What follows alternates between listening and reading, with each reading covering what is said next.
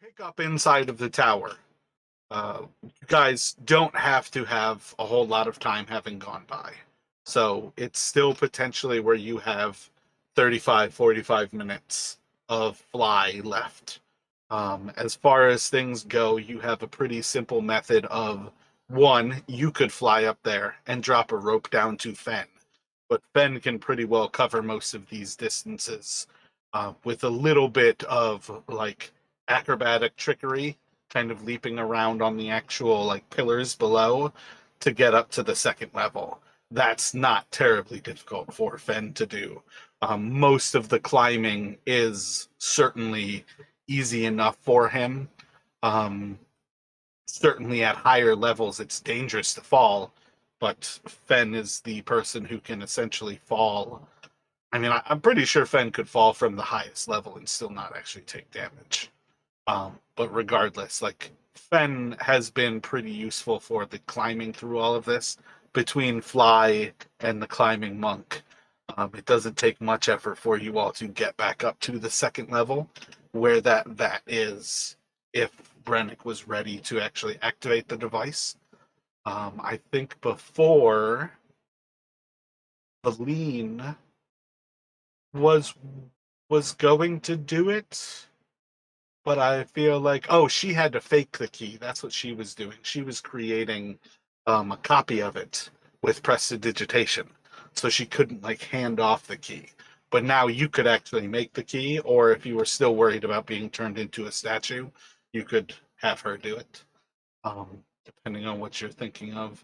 Vellynne's essentially kind of like looking at you, pretty curious about the magic herself, but are you ready to try this device now that you have both keys? You don't require that I turn the second.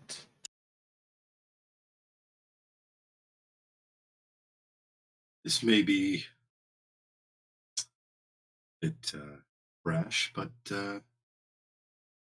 yes.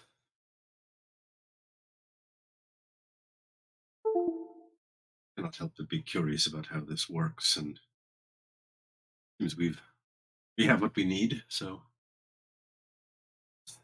going to I'm going to try it. So there's two kind of steps still in front of you. You can insert the second key, or before you do that, even you can insert the hypodermic needle essentially into your vein, into your blood. Yeah, I think he'll do the needle first. Just do a medicine check for me here.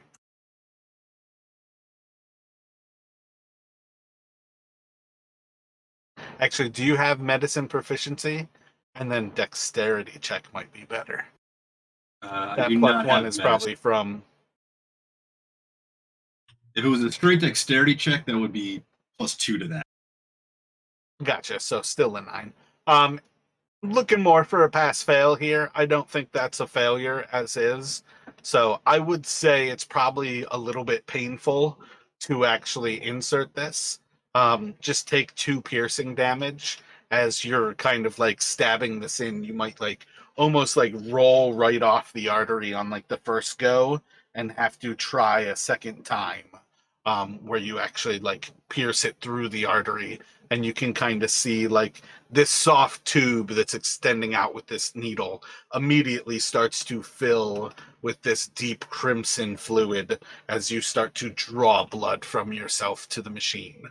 And then the next step would be you can insert in the key, the second of the keys. Right. And you said the quicksilver looks like it goes in somewhere on the machine, right? There's like kind of like a receptacle for it. Oh yeah, my bad. I was still kind of thinking the Quicksilver was already inserted. Yeah, it basically the Quicksilver say has like a quick release top where you just kind of like place it into and then just like give it like a 45-degree turn to lock it into place. Gotcha. Okay, yeah. So I would have probably done that, then the blood, and now I will go to insert and turn uh, the keys. Well, before you actually turn the keys, when you insert the second key, you're going to see as on this kind of control panel, where before you had kind of these four different things. In the center of the control panel, a little dial is going to kind of appear, more or less with all four things in place. You're going to have a fifth selector that kind of shows up, and it will say, I need to look at this real quick. I gotta have my notes in front of me. Galvan, Hypnos, or Demos.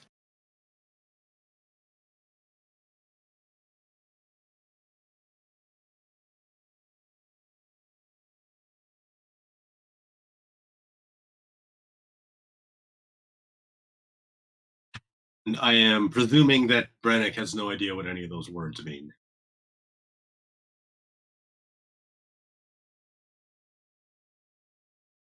This is where it would be awesome if my notes didn't suck ass from last time.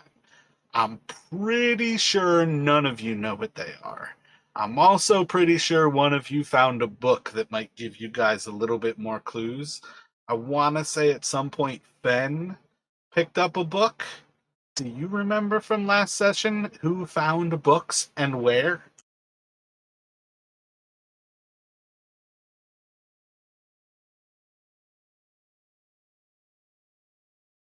So I know Brennick had found a couple books earlier, but Inside of the tower earlier, or no, like the other tower. When we were looking for the answers to our one-eyed problem.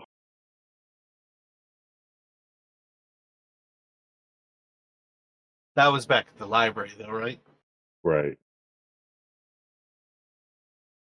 Yeah, I was thinking in the tower, I'm pretty sure one of you found a book.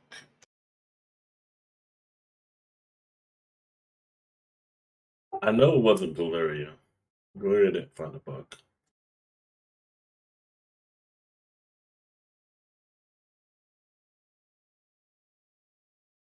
If it was me, I don't remember, but it doesn't mean anything. Wait, it might have been Finn. I think he may have found a book when he found the candle.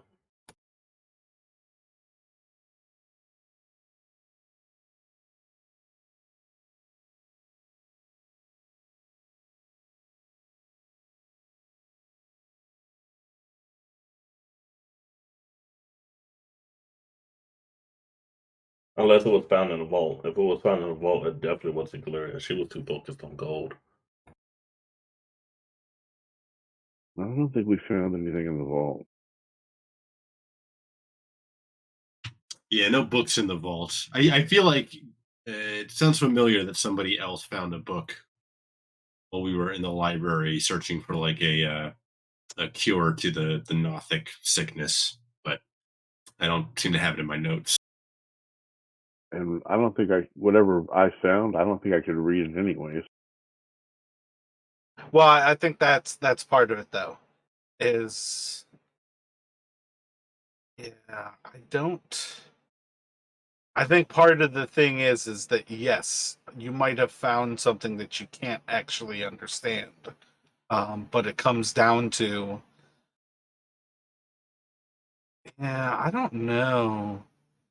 I guess realistically, when you come to this, regardless of what or when, you then have kind of the idea put to you. You could randomly choose one of these three things, or you could potentially go back to the library and research. You could potentially just you've got Professor Scott there. You could ask Scott.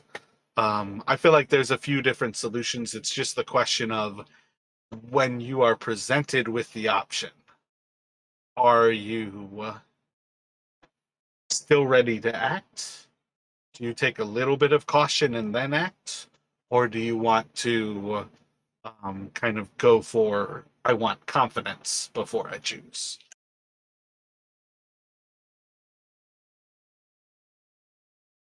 Since Didn't somebody find a helm of comprehend languages or something?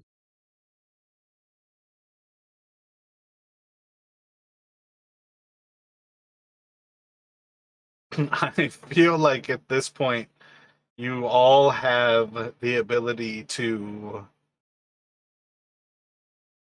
I think, sense people's minds. I'm not sure if it was comprehend languages. Okay. Helm of telepathy I have. Oh, gotcha. Okay. Yeah, because I wrote down Vellynne has gotten a medallion of thoughts. Oh, actually, stupid. I finally prepared comprehend languages, so Brannick is going to cast that.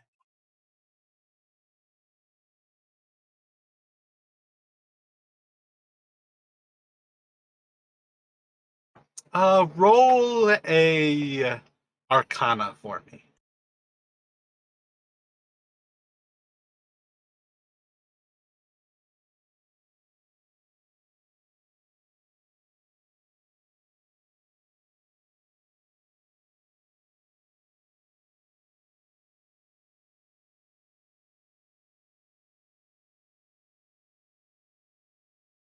I mean, I think for me, have some idea of these words because of they seem to be like Greek, but obviously Brannick's not gonna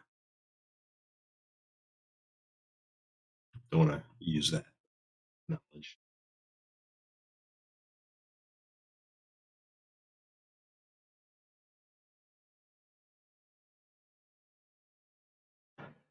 So I think kind of looking over it, you can kind of recognize like the demos is just kind of a more or less typical servant.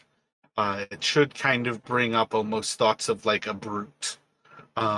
You probably have a solid understanding to recognize the warriors that you've faced that are essentially sword fighters are these. The demos is largely somebody who is kind of just tanky. I think you could recognize the Hypnos as someone who is a little bit closer to being a pretty typical kind of mage of sorts. Potentially one of the ones that you saw that was simply like psychically attacking you all. But you can't necessarily like tell the exact difference between Galvin as well. Seems to be mage-like, but is perhaps a little bit other. I would say simply with the Arcana check, not to like demean a 24, but because both of them are kind of a similar thought that they're mages of a different sort. I think that's probably what you can go just as a takeaway with comprehend languages interpreting those words. Um, I would put it to you to go further. If you're still cautious about it, you can do further research.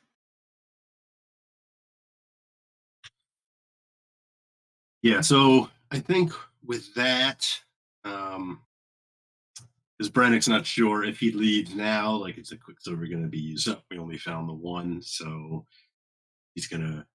I'd say it's perfectly fine if last time you pulled it away, if you wanted to pull it away this time too. Yeah, I'm just thinking if Brannick would do that, or I mean, he's already gone through the one ritual where he got fused with Dazon's consciousness, so he's not exactly too hesitant about. I think he's going to press Galvin.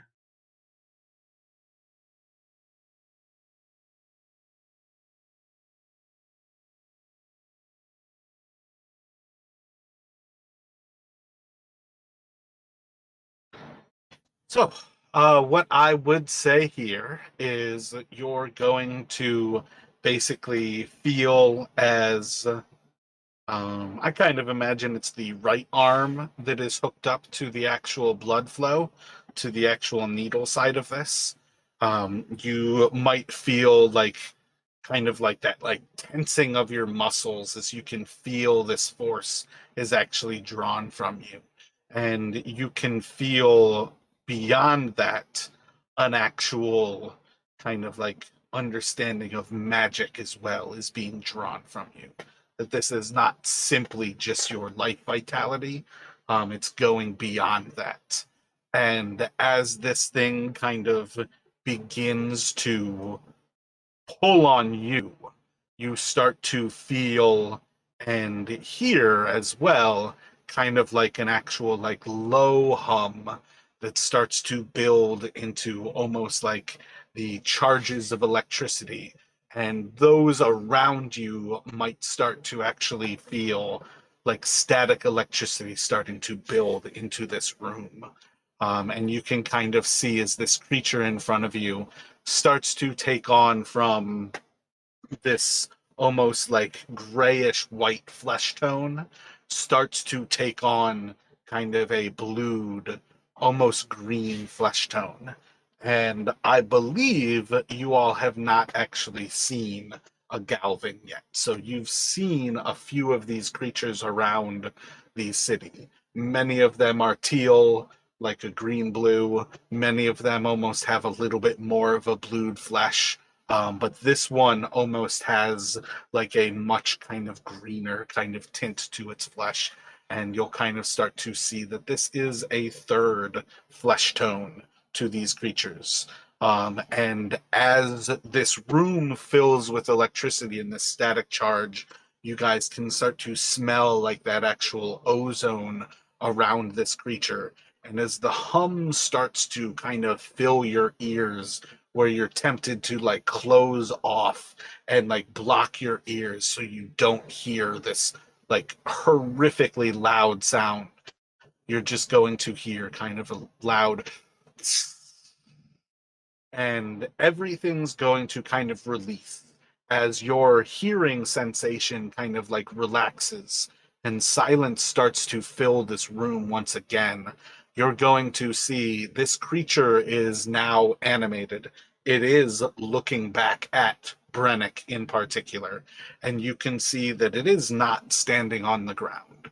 This creature is indeed the source of kind of this electric charge, and it is basically hovering at about your eye height, or rather, it is at about your eye height, but the creature is actually hovering with its toes, just kind of like lightly brushing against the ground, and you can see that much of the creature's flesh is kind of extending out little bits of electricity as it almost is kind of covered by this static charge around it.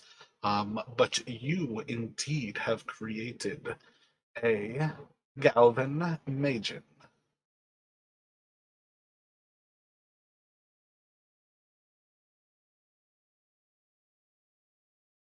And I believe as you activate it, you are going to. Yeah, I think only the one can speak. So this one just kind of looks at you. What kind of thoughts do you have as you're kind of looking at this creature now?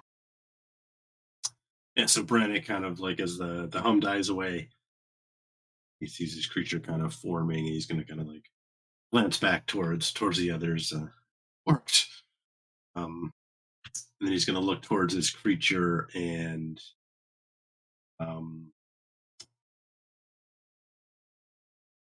he's going to start moving to take the needle out of his arm, and he's going to just like tell it to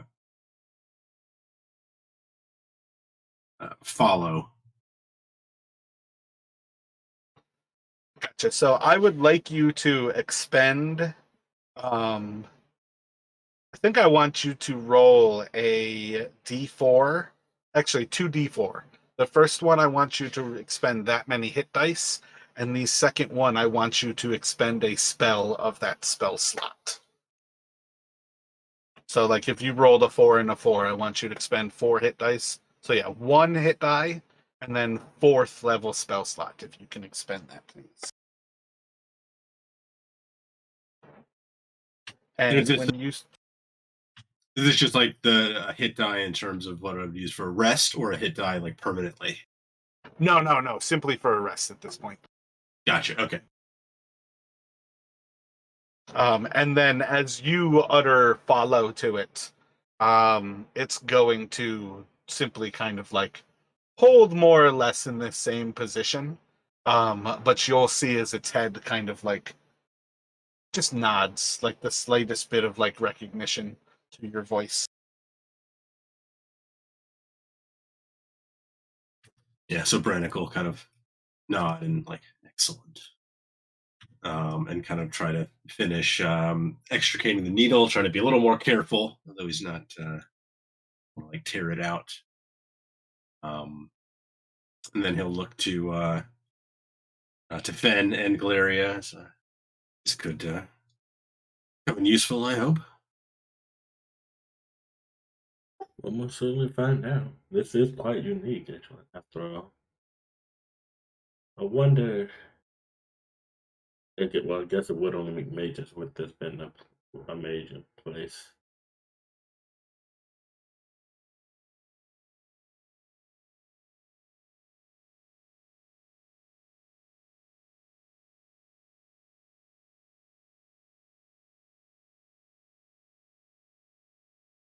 So you can extricate the actual like hypodermic needle. You'll see that the quicksilver has been expended.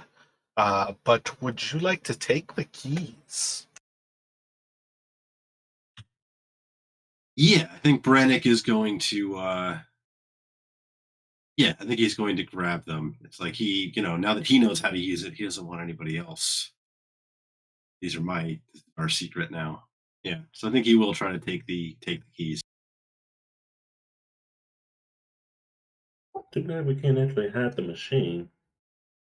If we could hack the device as well, that would be great. But I guess for now it's fine here in the tower.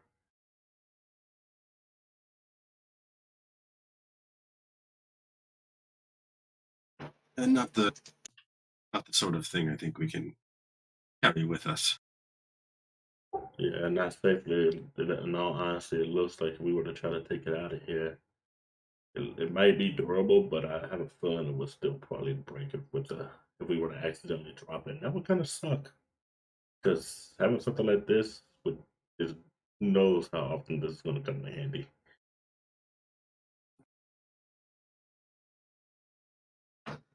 So theoretically, you all still have Timesworth and Luminos with you. Did you guys like leave them down in the vault? Did you bring them out of the vault? I would imagine that we brought them. I don't think we would leave them down in the vault. That would be messed up, and I feel like that would be kind of cruel. No, I threw him down there and I trapped him. Wow. So on some level, with the idea of like this could be very useful, you would probably have either Luminos or Timesworth kind of sharing with you. A transmitter Metaltra was able to populate the entire city with such a device. It is extremely useful.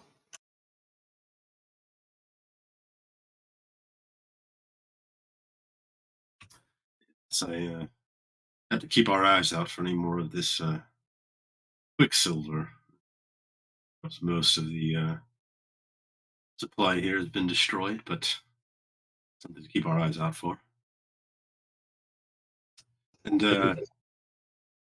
sorry, go ahead.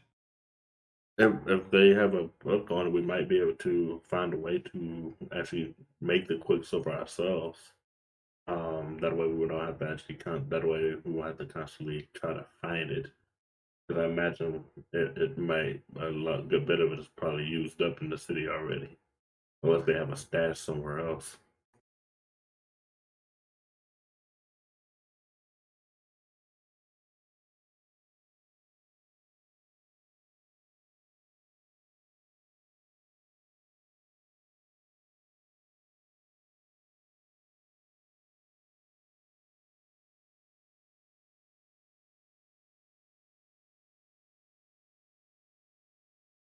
If anyone is saying anything, I hear nothing.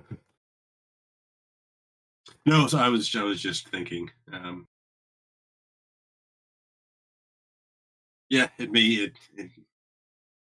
I don't think I have the alchemical skills, but if we were able to find some sort of recipe, or sadly, it may be one of those innumerable things lost to us. Much of the Netherese skill and magic is no longer accessible, but in any event, we know it's here. So now that we have the keys, we shouldn't be anyone trying to use it against us. True. Us running into those things constantly is a pain. Also, yeah, if we do find any way to make it, I am proficient in medicine, so I should be able to whip something up. I'm not sure if it'll be as strong, but I imagine I should be able to get get the right amount, get it corrected once once I know the proper ingredients to actually make it. So, Fen, are your new friends coming with us? No, radical gesture to Luminos and Timesworth.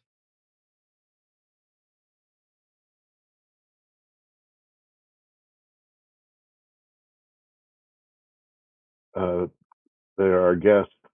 Be our guest. Be our guest.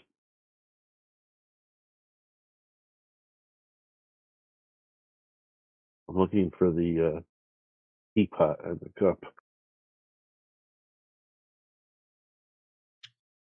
If that is something you would want, Radical kind of directing that to the objects, or if you would prefer to sit here in the tower, I'm sure we could accommodate that. Are there any more of your friends running about, Luminous?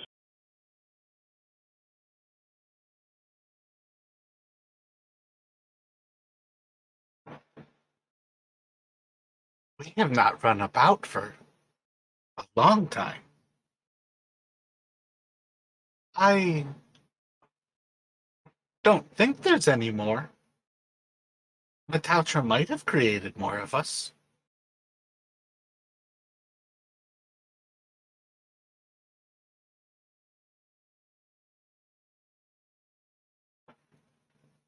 They might prove useful yet, so they're welcome to join us on the journey. Yeah, I mean, as far as things go, like this is effectively, you guys have pretty well completed what's in this tower. There's not a third. It's been a long time since I've watched Beauty and the Beast. I forgot about the teapot. I thought it was funny enough that there were two of these creatures that were so clearly stolen from there. But yeah, effectively, these are the two creatures, and you guys are welcome to keep them with you. One thing I would say is they're probably along the lines of having something with you that is incredibly unstealthy. And if you have to move at a clip, you're going to need to pick them up. You basically have a grandfather clock that kind of like pops. So it's like big, like ringing, like I don't know, like the chiming of the hour kind of thing every single time it hops kind of thing. And the candelabra is doing a pretty similar thing where you have like this dull, like kind of brass, kind of like clunking each time it like hops. So they're loud, but they are creatures that can more or less follow you. Um, Potentially offering things that somebody who was actually alive during these times might know, but they're also not necessarily a font of knowledge. So I think you guys can be well enough informed that they both serve some purpose as well as they're not necessarily useful.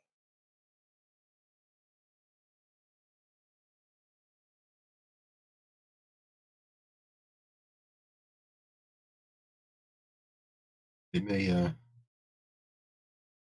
slow us down.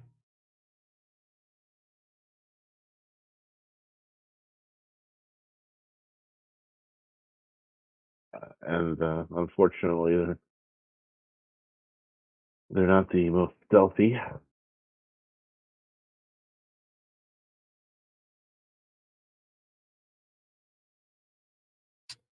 Is there anywhere in the tower you'd prefer to be? We can take you anywhere in the tower you'd like to go. You must be on our way. Essentially, Branick will offer to kind of they want to be on a particular floor or a particular area. He can kind of before the the fly spell is still working. I don't know how long that creation took, but he would offer to essentially bring them to some place in the tower they want to be. So I feel like there's maybe two things to like put in mind here. Maybe one of them is simply my own kind of thoughts on this. If you guys wanted to come back to them, you've already kind of made at least a little bit of a home in the Conjuration Tower. Perhaps it is worthwhile to take them to the Conjuration Tower and to take them to the mansion therein. The second thing I would say, as far as leaving them at the Transmutation Tower, I have a feeling they would basically request to be left on the level that Metaltra is essentially a statue on. That they would rather be with their creator. Yeah, the Conjuration Tower is an idea. And at least there they'll have others with them as well. Someone to talk to. I would not leave them with the demon. I'm not sure if they can release it, but that would probably be a bad thing. Oh, I was thinking like the servant voices. Oh, true.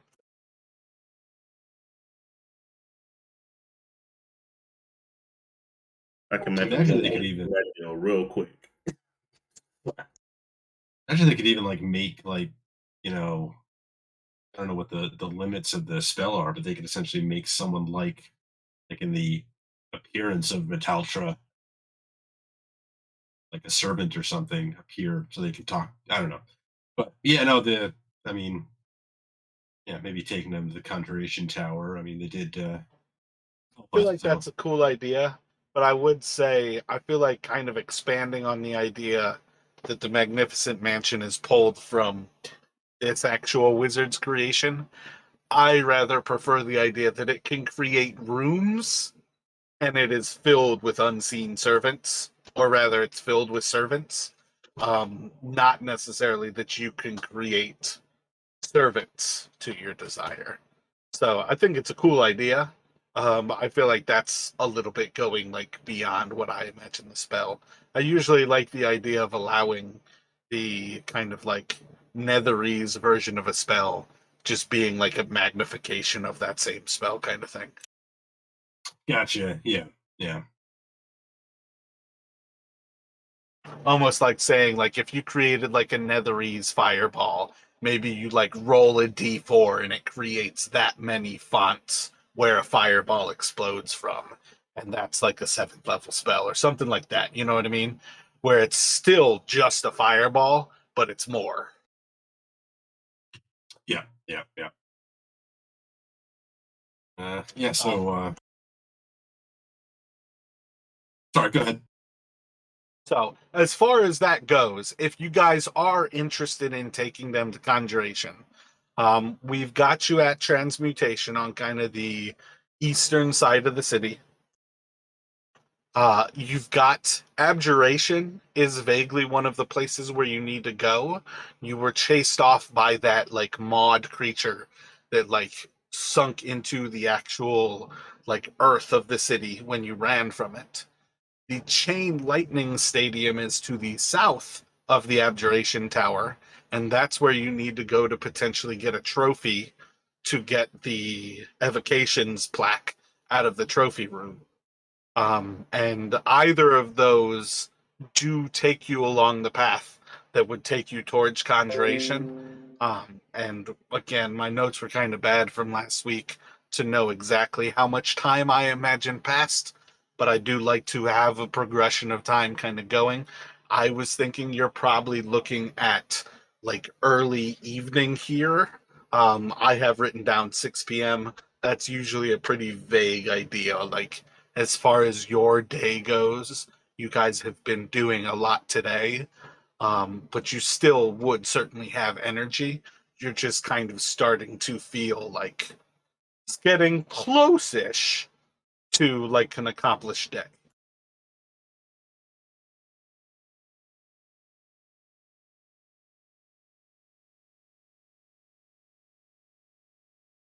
And then, of course, you guys also have the potential to recognize that the Sky Tower has been kind of a focus of those gargoyles.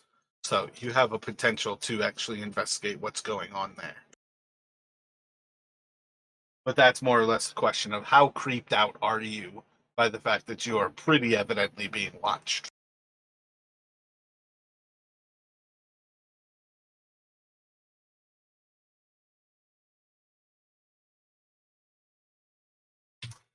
Yeah, because I think the first time you saw the gargoyle, it was like roosting up in the sky tower, I think, right? Or near it. Yeah.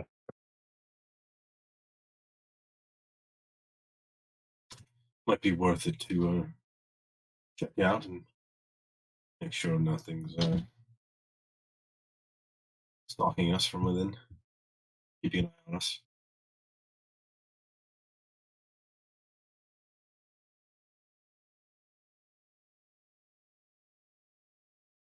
So at present, does that kind of sound like your thoughts when you guys go to leave the transmutation tower? We'll start with a perception check, looking almost exclusively, not necessarily exclusively though, towards the Sky Tower to see if you still have kind of that tail. I think that makes sense. Yeah. Yeah, that sounds good. Yeah, I think from now on, whenever the outside friend said is going to be scanning the horizons looking for our silent tail. Gotcha. So if you would, let me get perception checks. As with kind of all things, like I'd like only 2 people to do it. It's not to say that the whole group can't do it, but we do have to kind of limit things. So I think only Fen has perception, but you guys can do it with any 3 or any 2 people. I think Braddock might be too focused on his new toy, the Majin, so that Valeria.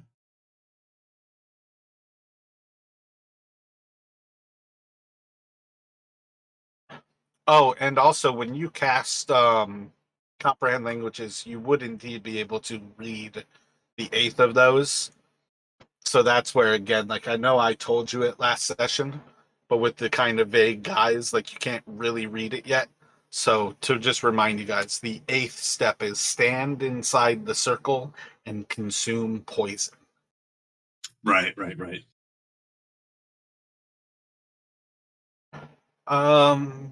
Yeah, I'd say with that one, Fen, you are able to kind of confirm both that there is a gargoyle again atop the Sky Tower.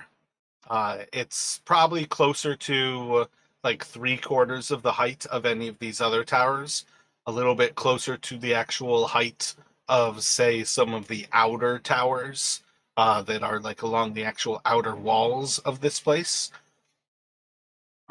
When you point out the actual creature, though, you're also going to spot a white tiefling who is standing atop the actual tower. And you'll kind of see that the gargoyle is almost reporting to her, that the two seem to be actually like discussing something. And I would say you spot the second one.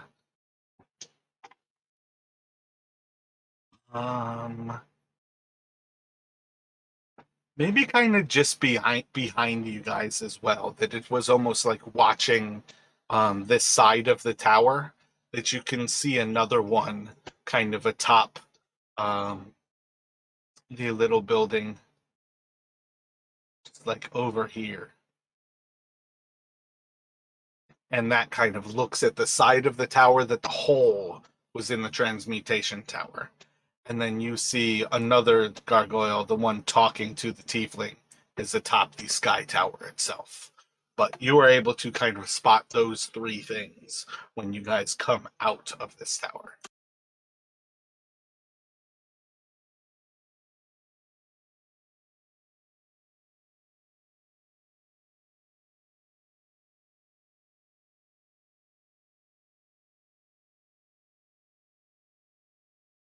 I'd like to know who that is.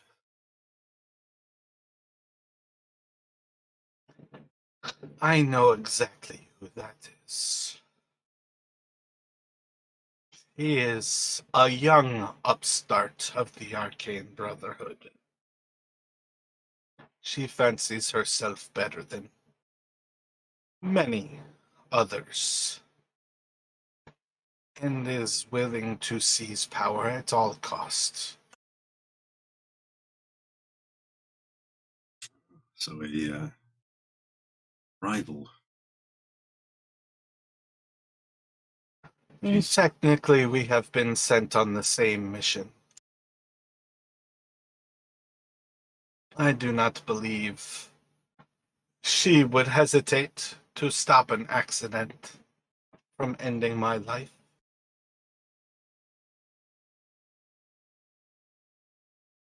He's clearly keeping an eye on us. Perhaps we should go and introduce ourselves. In a way.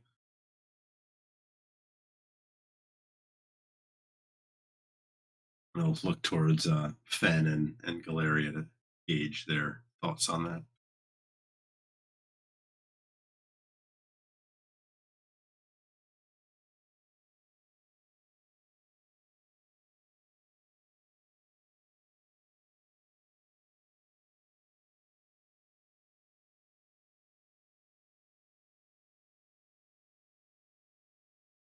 Hi, Brannick. I'd rather find out the problem head on than wait for it to happen.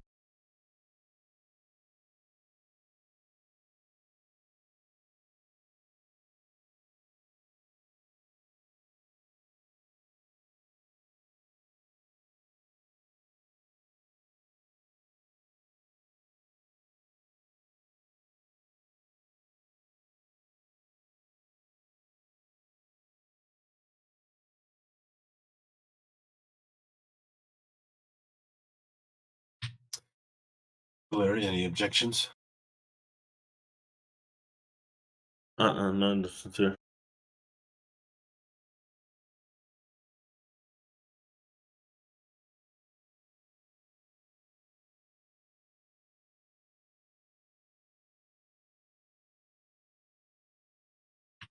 Yeah, so Radical suggests we just kind of make a direct approach towards the tower.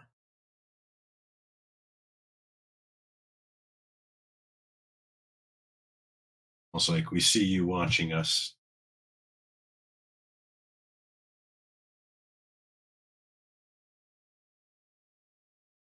And walking by to do the I see you gesture with the fingers and the eyes.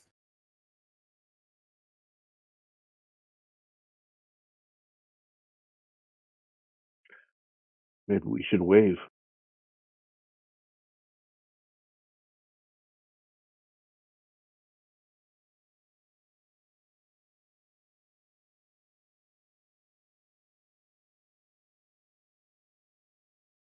I'm just looking at something real quick. I'll be right back in.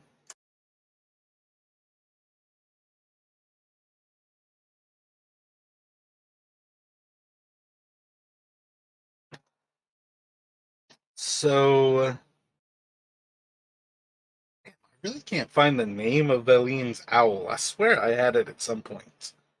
But she is going to kind of like pull her owl off of her shoulder, kind of looking it in the face, just kind of sends it off, and she's just going to say, I think she knows the name of Avarice is. So she's going to say, go to Avarice. And if you can find Skelm first, tell her we will be coming shortly. We do not come in hostility, but we know that she is watching. And she's going to basically prepare a message to be cast through her owl.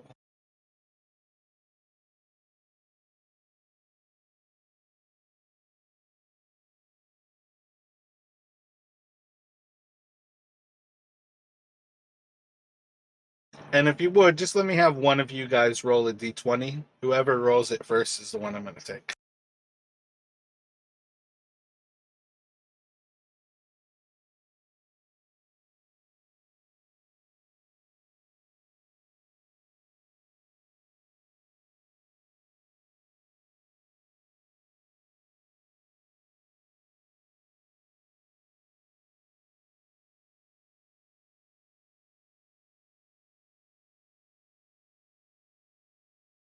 So when she sends her owl off to do this, kind of like passing this message along, theoretically as a very forward, non-hostile way to meet up with somebody, do you all want to hold your position kind of at the Tower of Transmutation, or do you want to kind of continue like walking towards the tower itself, the Sky Tower?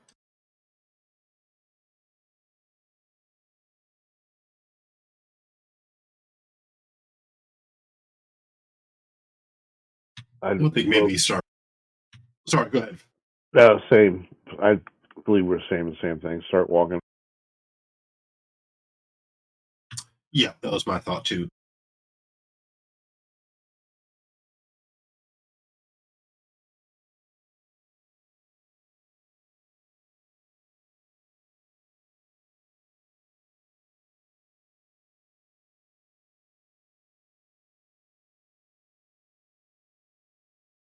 So you guys can kind of walk off. The owl kind of like flies more or less a little bit above you all, only kind of like making a little bit more distance kind of with each moment, to more or less arrive a little bit before you all. But after a few moments, you'll kind of see as the owl like gets close, you see as like one of these like gargoyle demons kind of like takes flight, the other one almost following behind you all. And then like the one kind of comes up to the owl, and you see for a moment as her owl is kind of like pulled out of the air by this gargoyle. And Vellynne's just going to be just kind of like saying under her breath almost, you dirty bitch. And you're just going to hear just a loud voice kind of booming through the city, and kind of ice and snow starts to fall like all around, as a loud noise like this is not meant to happen in a place like this, and it has probably been millennia since something so loud has kind of happened here. But you'll hear Avarice's voice as she kind of like booms down from the tower. Your guests are more than welcome. But you know better than all the rest. A filthy Harpell has no business in this place. Be gone. Leave Yithrin if you hope to live. And with like the finishing of saying hope to live, you'll see as the gargoyle snaps the neck of the owl, and the owl just disappears.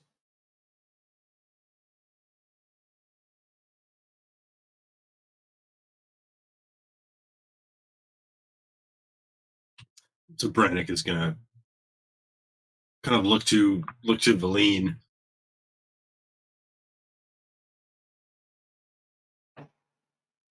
We have our invite. That is perhaps as nice, but you are welcome in my home as Avarice has ever given. I think it would be best if you waited outside, or would you prefer not to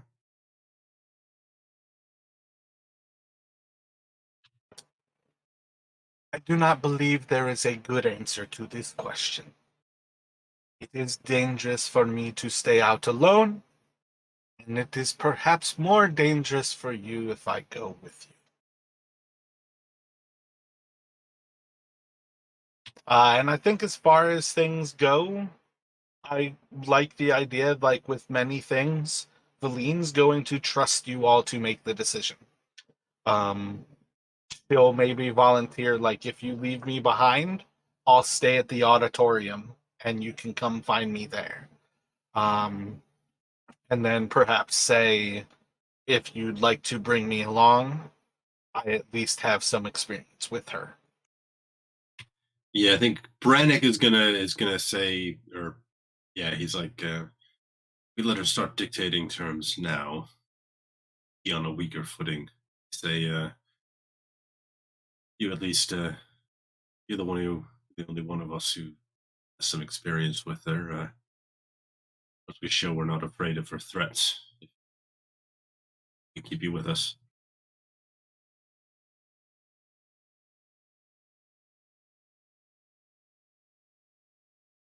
So does that sound good for the three of you?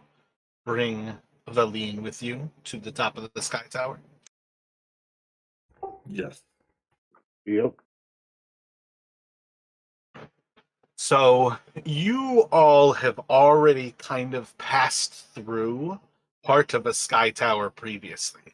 When you were in the caves outside of this area, when you were first making your way here, you kind of had to I feel like it was one of the first rooms in the caves where there were like three parts of the tower, and some of it I think you had to crawl through. Some of it you just kind of were around, and it was all kind of opened up to like the surroundings around you. But I believe Professor Scott kind of recognized and called that out as a Sky Tower then.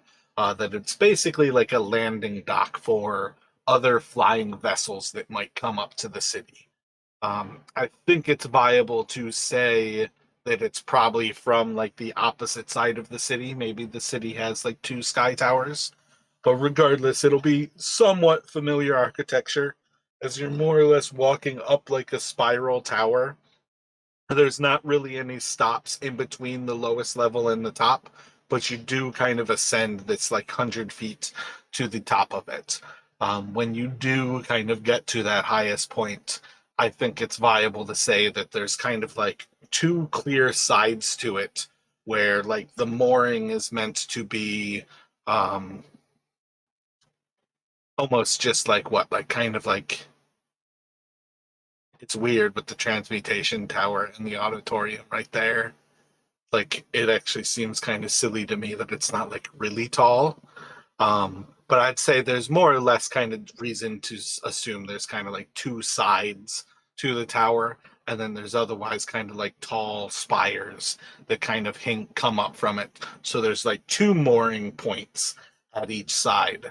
And as you come up the tower itself, I think you will see signs of other humanoids, but you're not actually going to see other people there.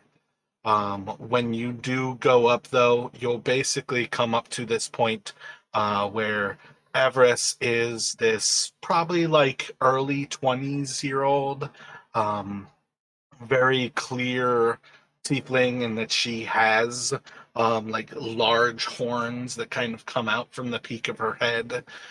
She's got kind of piercings and like gaudy adornments like all over herself. And like some of the other beings that you've met here, is not wearing any sort of cold weather clothing at all. Everest is one of those creatures who does not seem to be affected in the same way as others with the cold itself. And while she isn't exclusively hostile, she's going to greet you all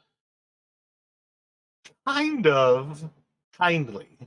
But you'll see, just as much as she kind of like extends like a welcoming to you, she's going to kind of like a backwards kind of jab at the Harpels and Vellynne in particular. but just kind of something along the lines of, um, is there anything you would require from me, friends? Do you desire a warm drink? Or perhaps something cold? Would you have any kindness from my powers that Harpel could only dream of buying?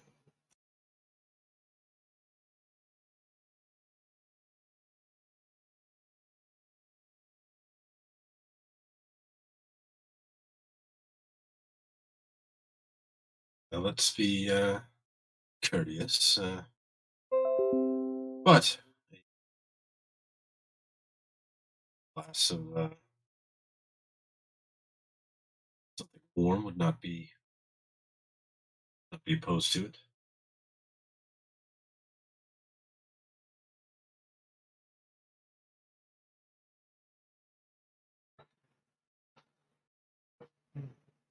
Carthius is for those who deserve it.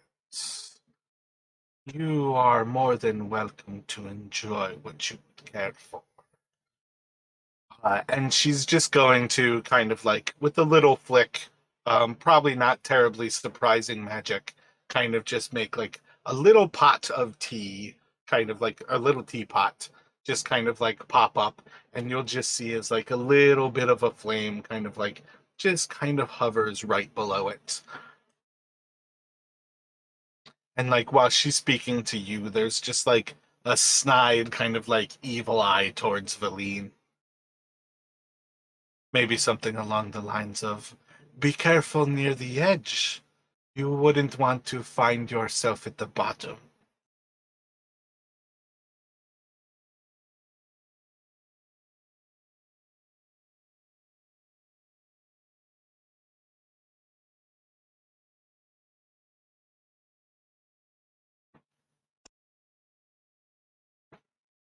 What else can I do for you?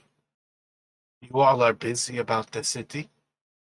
You are close to solving your way into the central spire.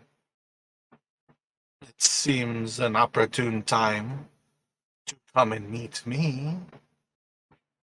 What can I do for you? Do you require somebody who has skills to augment your party of friends? And you'll see as she kind of looks around, she doesn't really take a moment to like look over Vellynne, but she's kind of looking towards you all. Um, can't think of a way to kind of say, like, she maybe like kind of motions a little bit, perhaps with her hand, like with like to your friends, and she kind of like pats her hand like right at the height of Velixis, almost as if she was petting like the head of your little kobold friend who is no more.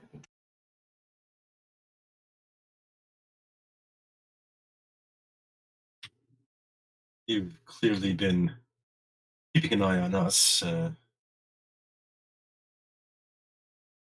What else have you been? What else have you been up to here in Yithrin?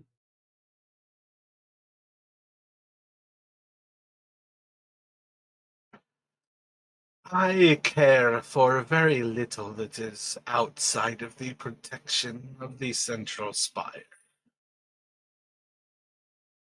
As I understand, there is a most powerful object within, a staff that few mages in all of time have been able to craft. It is the only thing that I require, and I would be happy to. And she just kind of like flicks her finger a little bit, and you're gonna see as Vellynne actually kind of slips up a little bit, but like nothing like actually like pushing her towards the edge, just kind of like a reminder, like she's going to play with the magic while kind of saying this, like, I would be happy to replace your contact in the Arcane Brotherhood for the staff.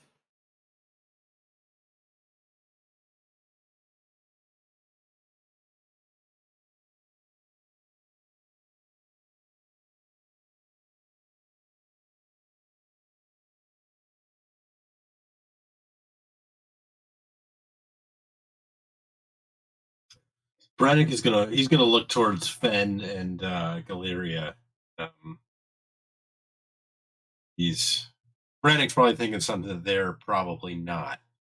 So he's kind of glancing at them to try to try to gauge their initial reactions to this offer.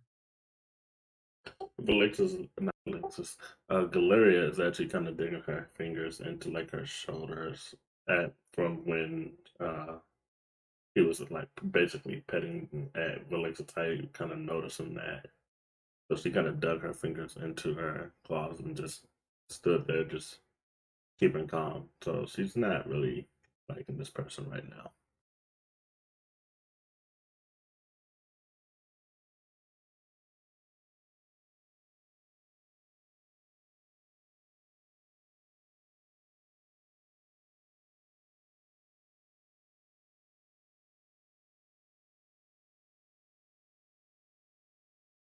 I think likewise, Fen is keeping his face as neutral as possible, but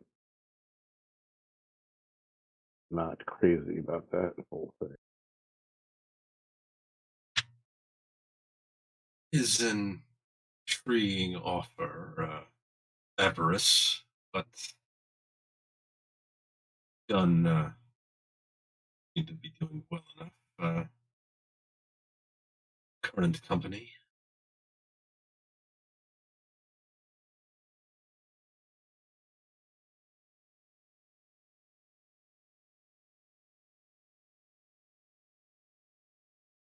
With so many of you falling to this blight, you imagine yourselves are still successful. If you were ready to enter the tower, if I had the other steps,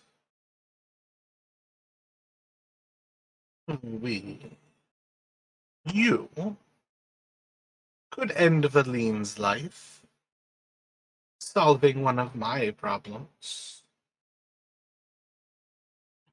And we could team up. Your friendship to her is little more than ours. I simply ask for one item of interest, and you could have all the rest of the power of this place. If this staff you seek is so powerful, what's to prevent you from turning on us as soon as you've acquired it? Absolutely nothing at all. But if you were to find yourself initiated into the Arcane Brotherhood, I could little harm you as I cannot harm her. We are not keen to make enemies of those who need not be enemies. You all can serve a valuable purpose to me, as are these others to you. And that will 100% be a statement, purely to Brennick.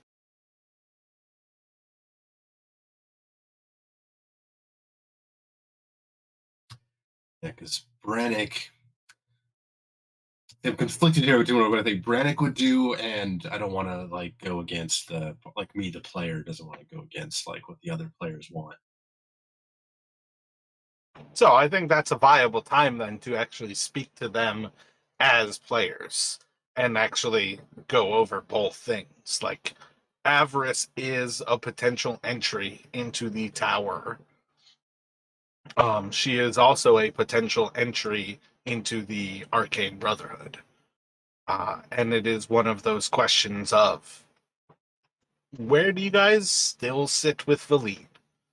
She is a constant assistant, but she, on some level, requires like regular dividends of magic items as you guys find them here. You technically have gotten away with taking stuff that should have gone to her. But at the same time, from what you understand here. Avarice is asking for one thing only.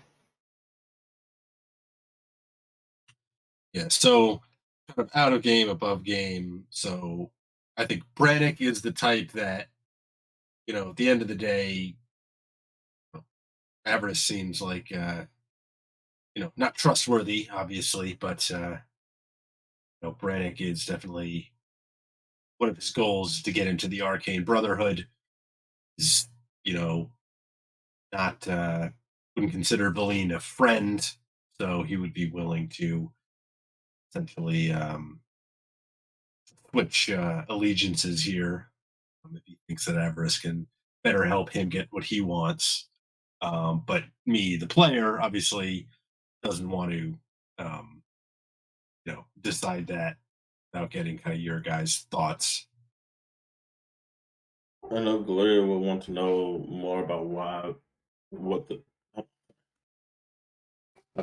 I know Gloria would want to know more about why she wants the staff, what it does in particular, before just agreeing to it.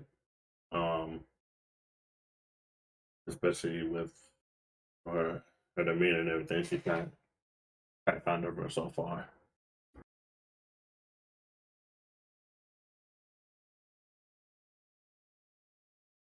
So, how do you want to ask her about that?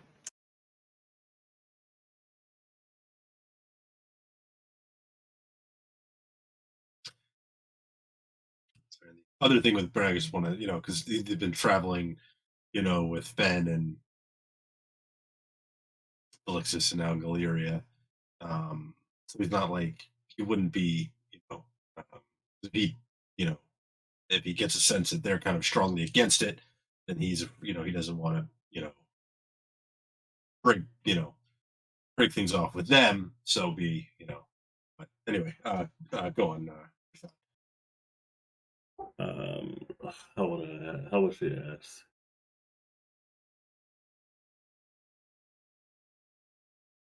Uh, that's what I was trying to think about, like how to ask that. Uh, just to see.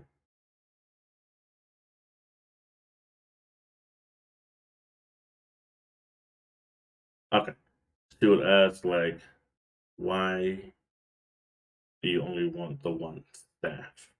Aside from it only being the one that it's made, that of its kind that's been made, what does the staff actually do?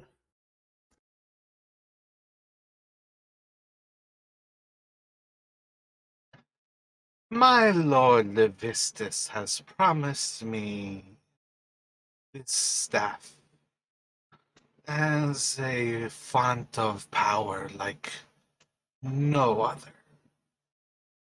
This city is filled with power, and it is for the taking. You can have all the claim you desire.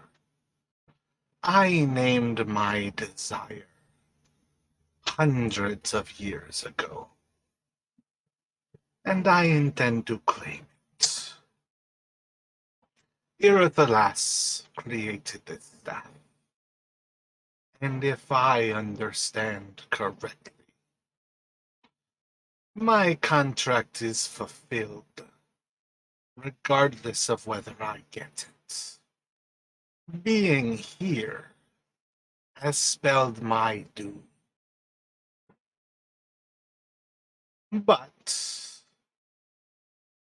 the longer I live, the more chance me having this staff can be a reality of my own. What power does your God give you that you serve so diligently? Is it easy to describe? Or, like myself, is it more the power within you is magnified?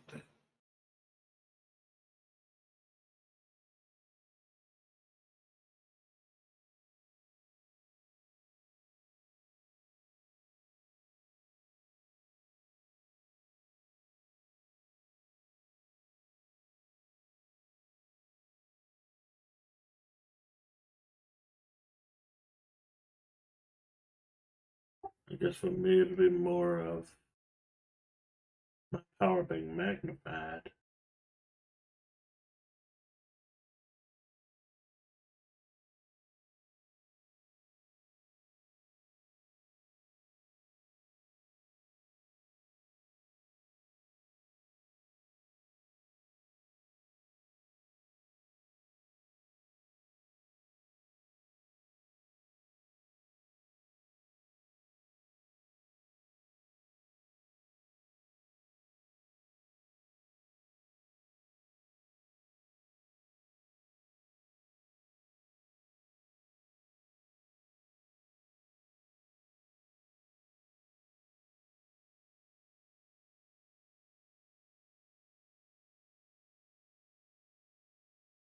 So I present you once again.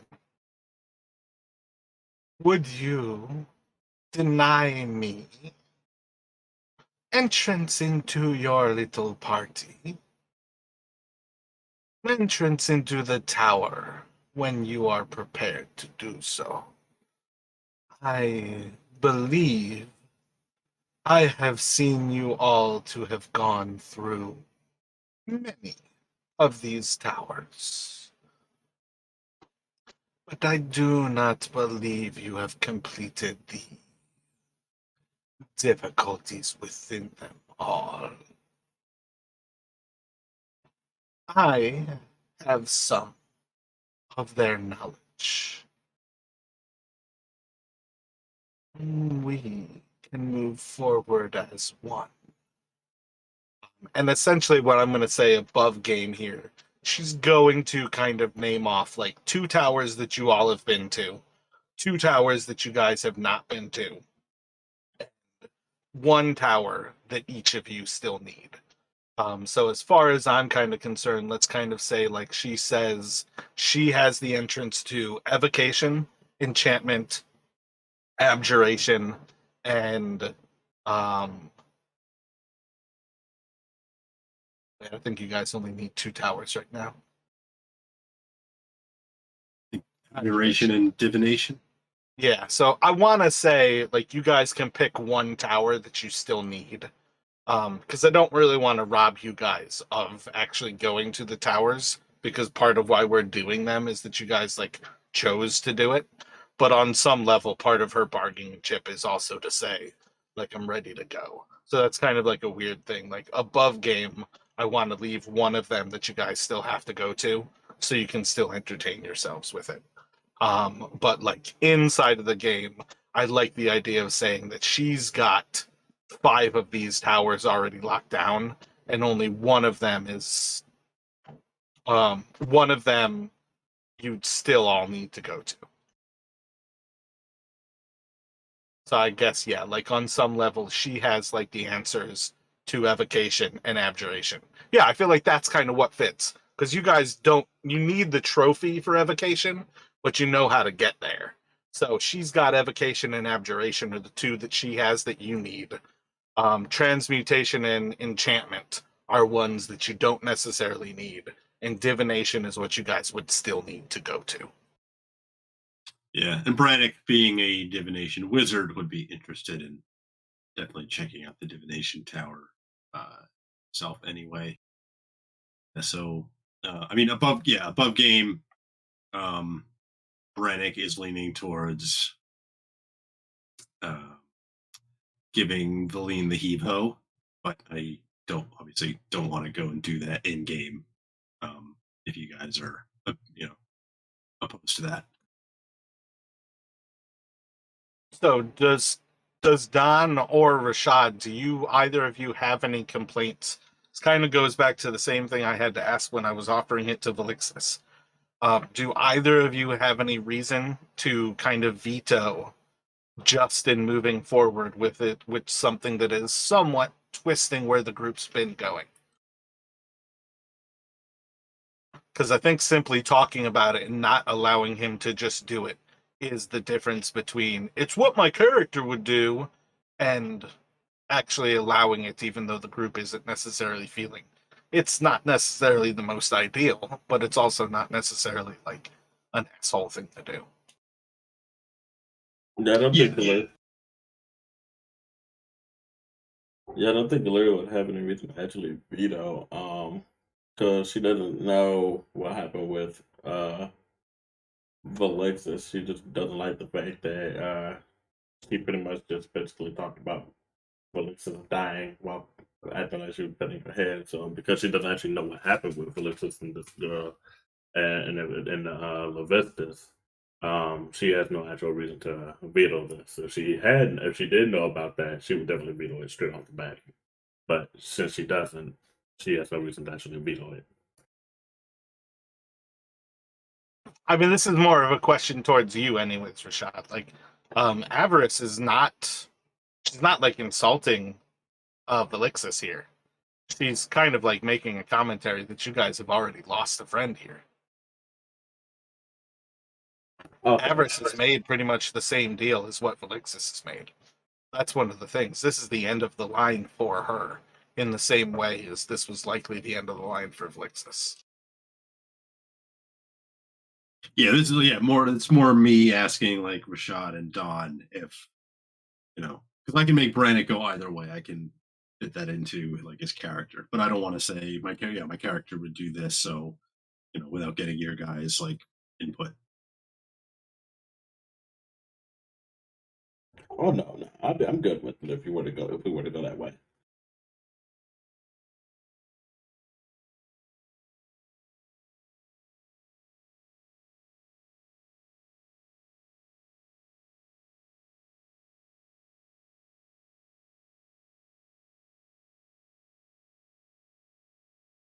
I don't think Fen would raise too much of a stink about it either.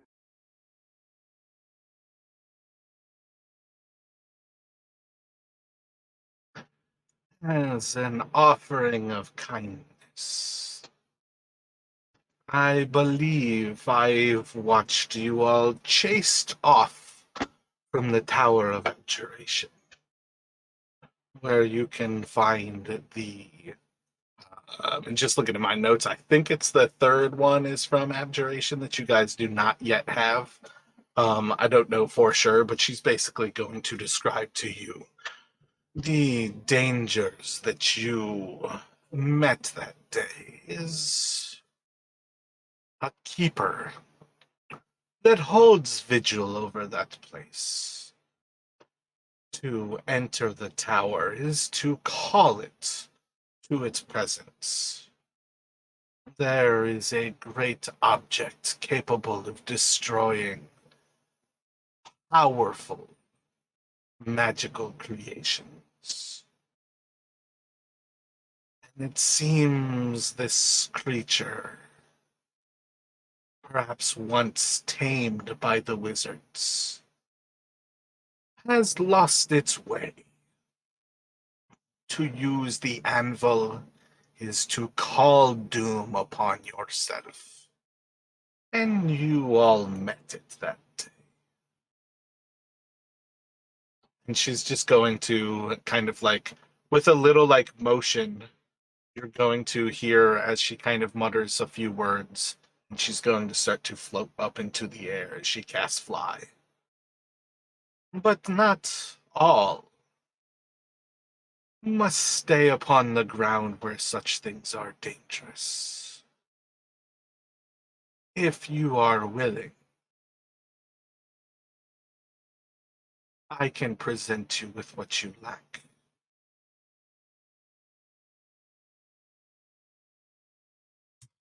And I just want to clarify too. Like she wanted us to kill Vellynne too, right? Yeah, Or is like more on some level, as you guys get more and more enticed towards this, she's actually going to, like, I'm hesitant to do stuff because I don't want to cause you to attack her. One of the things that I want to kind of like constantly drill in about all of those who are part of the Arcane Brotherhood is the very nature of the Brotherhood is people who are your enemies make really great allies, at very least, simply because then you can keep an eye on them. The Arcane Brotherhood is the nature of keep your enemies closer than your friends kind of thing. But she's basically at some point here going to actually summon one of these like massive hands, pretty similar to what you all have seen flying around the actual city, only this actually has to be summoned by her magic. And she's actually going to grasp Vellynne and just like start to choke her, pretty much looking like a force choke straight out of some Jedi shit. Okay, because I was gonna have, because I had a thought of what Brannick might do to essentially kind of like seal their, bargain with. I gotcha. So theoretically, the last thing is still her just offering up like what the dangers of the Tower of the Abjuration is. But technically, part of what I was getting at is the Arcane Brotherhood. You're not supposed to hurt other members of the Arcane Brotherhood.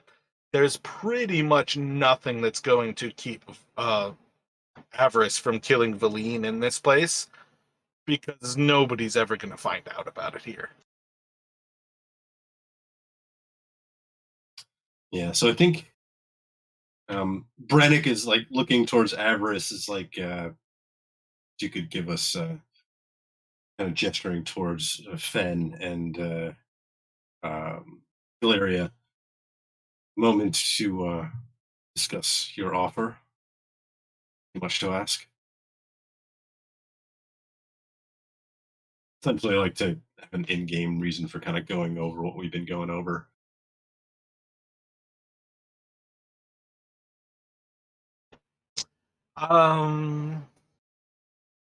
Yeah, I mean, I think the simple solution is she can basically like fly off at this point. Feel like the difference is she's got both her little crow that is flying near her, and then she's got these two gargoyles. So it's kind of a question of like, how far do you want her to send her off? How private do you need your conversation to be? Yeah, I mean, not that. I mean, Brennan's going to assume that she's still listening in, no matter how far she goes away.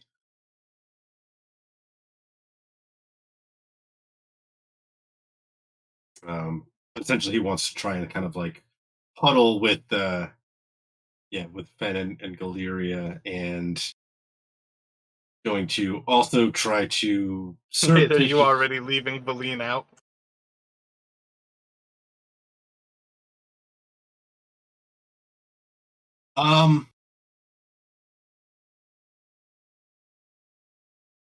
I guess that would be a little obvious. I don't know, like what is Vellynne? Mm, yeah, I guess he would just no, actually maybe he would, he would invite Vellynne kind of in. Um Maybe kind of like first like quietly as he can to Valyria and Fen, like so we take the offer, and then motion for Vellynne to join them over by, yeah. So I think on some level you kind of have to have this be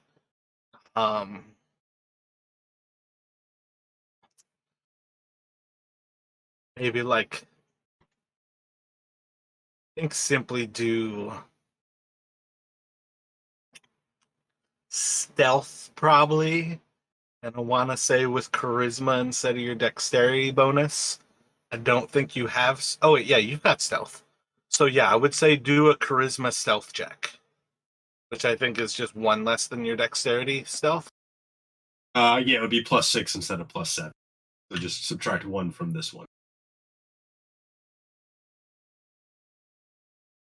Yeah, so it could be as simple as you kind of like catch a moment where Avarice is fucking with Vellynne and kind of like puts her off kilter, and you kind of pass like a message to one of them. and then like another moment in the conversation where a similar thing happens where you guys are having a longer conversation than necessarily what we're having here, Yeah, and you but can find those. we have the helmet telepathy and all the medallion thoughts, so we can all speak telepathically to each other.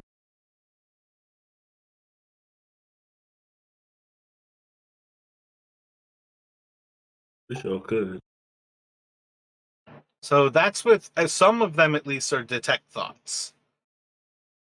um Brennick, I think, uses detect thoughts, so that was one reason why he didn't necessarily need one. But do you have a magical item, Brennick, that gives you telepathy? No, and I think I would have so I'd have to cast detect thoughts, and that would be Yeah. I think Fen is the one who has the helm of telepathy, which would certainly allow you to use that and gives you the ability to speak. Can they respond? Yes. I can use an action to cast to detect thoughts, basically. You can use a bonus action to send a telepathic message. It can reply using a bonus action to do so.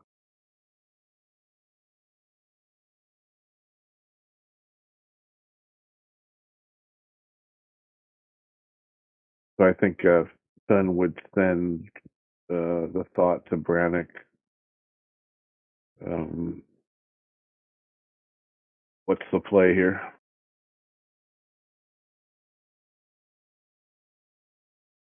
Yeah, see, I think yours is unique that you can actually use the bonus action to send a telepathic message. But it does give you that aspect where theoretically using the helm, you don't necessarily need to do the same things, verbal, somatic, and material. Yeah, there's no way for Brennick to like subtly cast detect thoughts. But wait, isn't yours actually like no, that was another character who had it. It's a different kind of trait. yeah, that was Carvath who could cast it innately, I think. Yeah, it's definitely kind of a weird level here. So let me get another stealth check from you, Fen, and yours is just a traditional stealth here.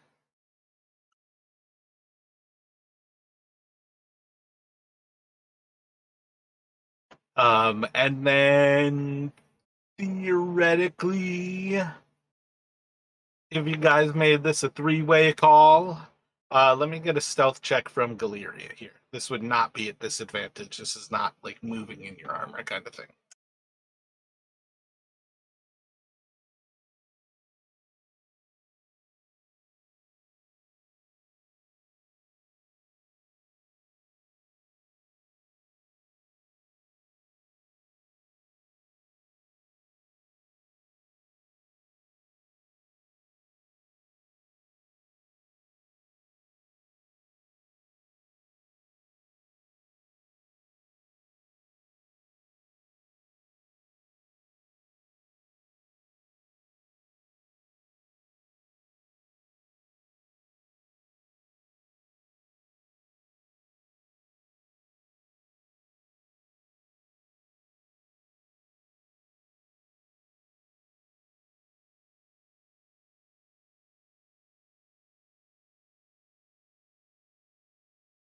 Yeah, so I feel like that's enough to kind of say, yeah, you guys can kind of subtly manage these little moments where you do start to basically bring each other together into like a sort of, technically it's a little bit more like Galeria and Fen casting detect thoughts on Brennick and starting to understand what Brennick is thinking, that he is preparing to basically end Vellynne. And I think if it sounds right by you guys, it doesn't sound like either of you are necessarily attempting to stop him. And you're all subtle enough that it doesn't seem like she is prepared or seemingly kind of skeptical of you at present.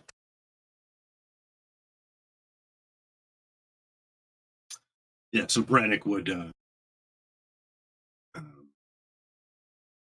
telepath, responding to Fen. Time we switched. Tried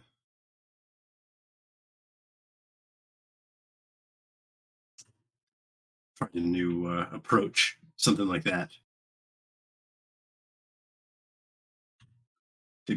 Trying to give him the sense that okay, now it's time, and he is. That's probably about as much as he could respond. Yeah, like the two of you could technically hold a longer conversation, but I think it's always going to be you able to respond to Fen.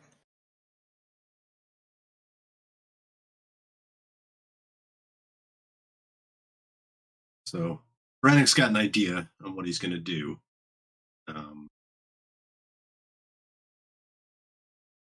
So if you are ready, I guess he will go to try that.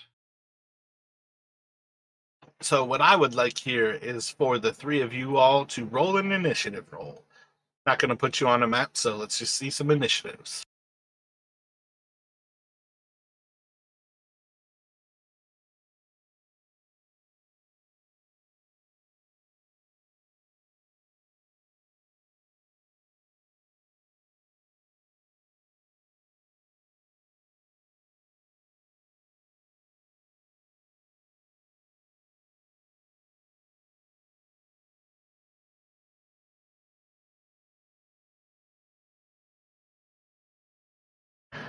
Yeah, so I think Galeria and Fen can both act prior to you actually starting it, almost with the recognition like Brennick will follow your lead, and when you start to think to act, they're going to act out.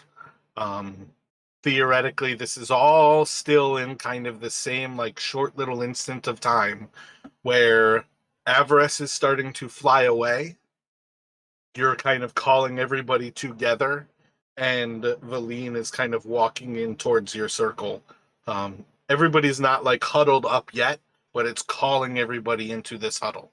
And what are you going to do, Fen? Actually, technically, Brennick, let me have you tell everybody what you are doing this first turn of combat. So Brannick's thought is he's going to try to zap Vellynne with the wand of polymorph, turn her into some sort of like, I don't know, like a rat or a creature that essentially can't fly, and then essentially just heave her off of the tower.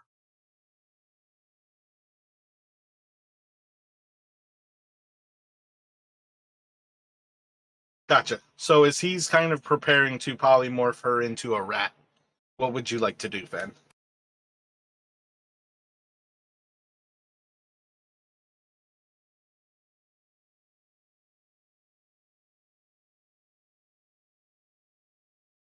I guess I would attack and try to stun her.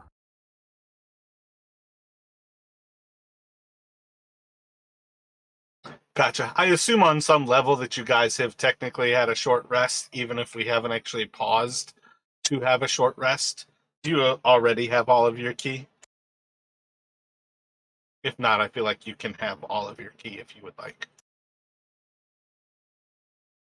Yeah, because I'm down a couple hit points as well. Yeah, so if you'd like, same thing, you could burn hit dice here. Goes for everybody. If you want to have taken a short rest in the transmutation tower, that's perfectly fine. Again, I think I had you in the transmutation tower for I think I recorded it as if it were like approximately 5 hours.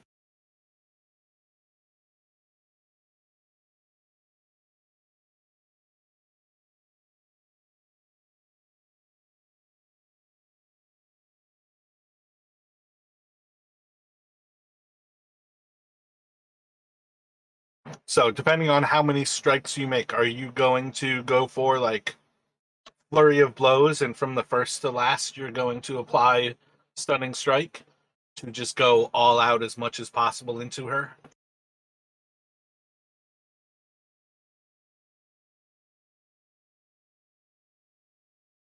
Yeah.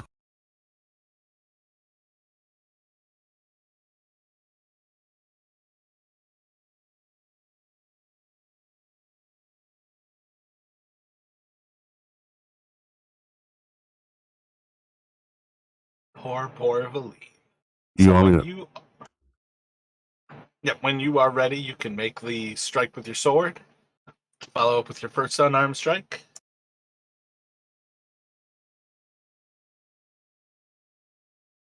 Oh, ignore the longbow.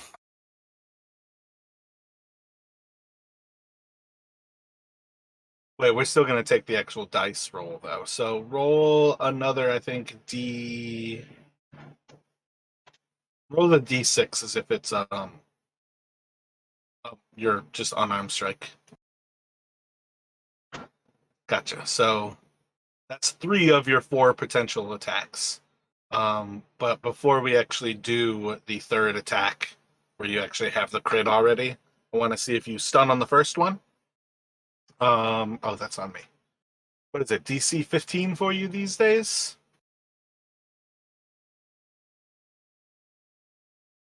17. It's Your spell save DC is 17. it's 8 plus modifier plus proficiency, right? 16. I'm sorry, 16.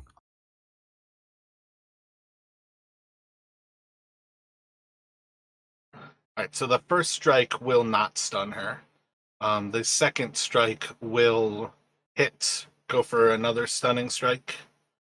Yeah. That one's going to stun her.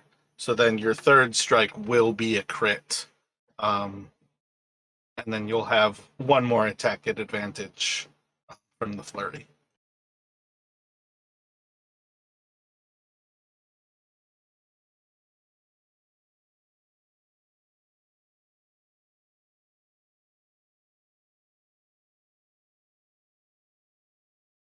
Your unarmed strike is 5.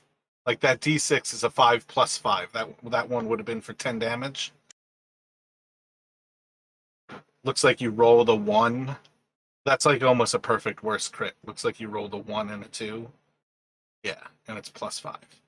So total of 8, 21, 31. And then that attack as well will hit. And it's going to do another 9. So 40 damage to her. And she is stunned at this point. She's bloodied from these attacks. You can already see kind of like a look of shock in her eyes. And it's going to go to Galeria. What would you like to do?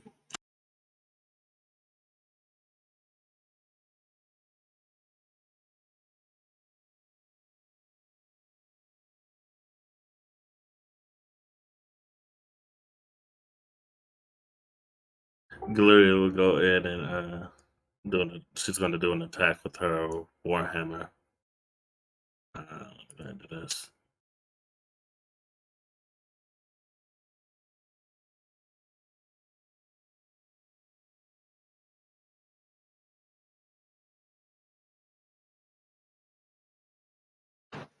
You carry a shield with her?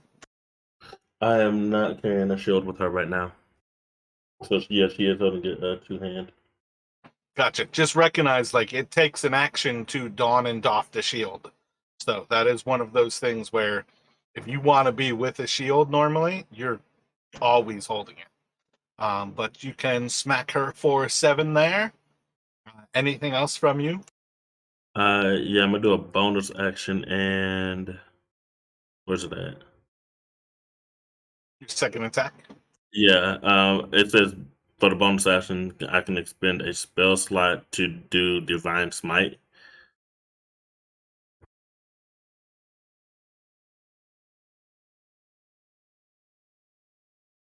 I'm not sure where the thing is to roll for that. Hold on. I feel like Divine Smite should be the paladin only one.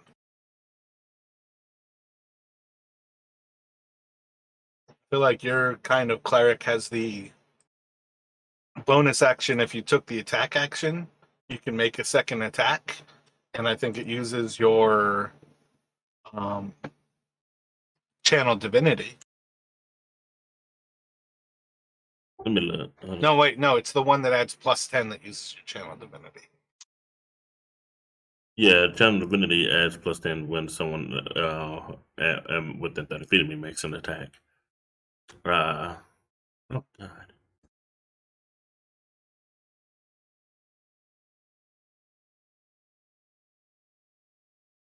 Yeah, like your war priest is when you take the attack action, you can make one weapon attack as a bonus action. And you can use that 3 times per long rest.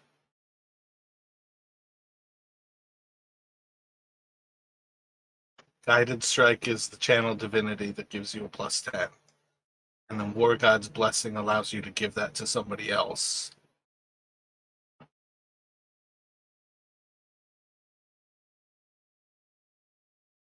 Wait. Oh, you also have paladin levels.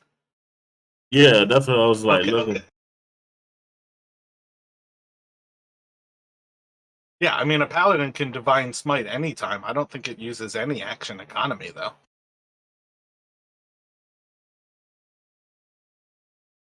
Oh, okay. Well, let me go ahead. I'm gonna do the divine smite with it once I find it again. Or do I just, I think that's one of my actions. If you burn a first level spell slot, it is just 2d8 extra damage. Okay, yeah, I'm gonna burn the first level spell slot.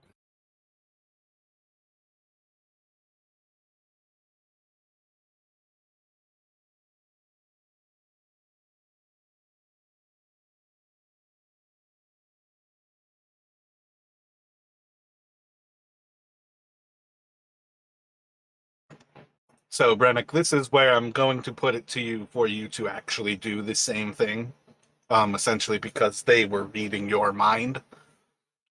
So by the time you go to essentially like pulling this wand and preparing to like cast it towards her, you're going to watch as the two of them rush forward, pummeling into her, stunning her, freezing her in motion, and you just see this like bright light of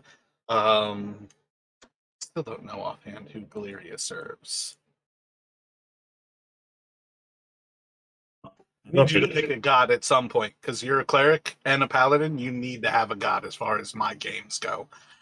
But basically, you're going to see as Galeria brings down the like power of heaven and smashes down into her. She is mortally wounded, so you are going to cast this.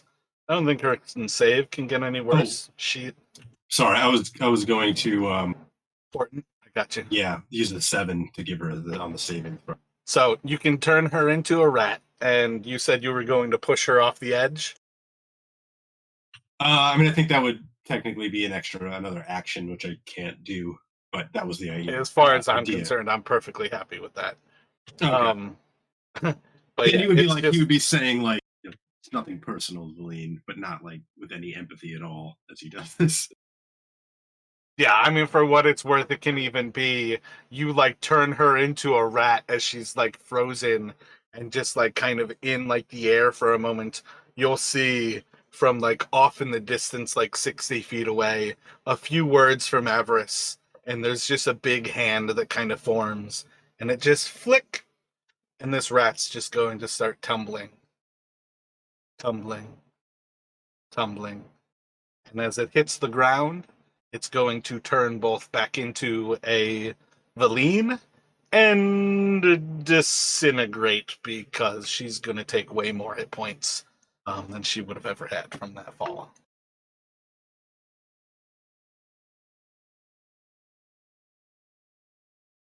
Although that's not many. Technically, she still has a body, but she's not in good health. I think she was at 2 hit points or something after Velixis' hit, so.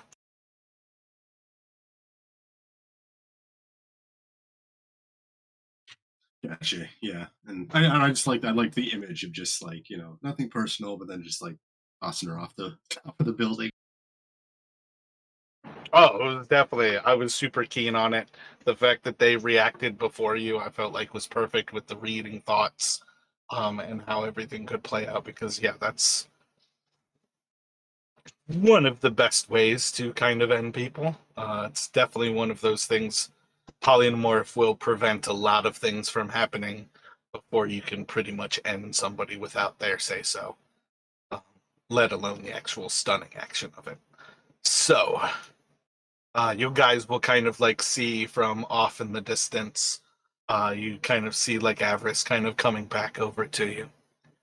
Well, it seems you all have made a wise choice.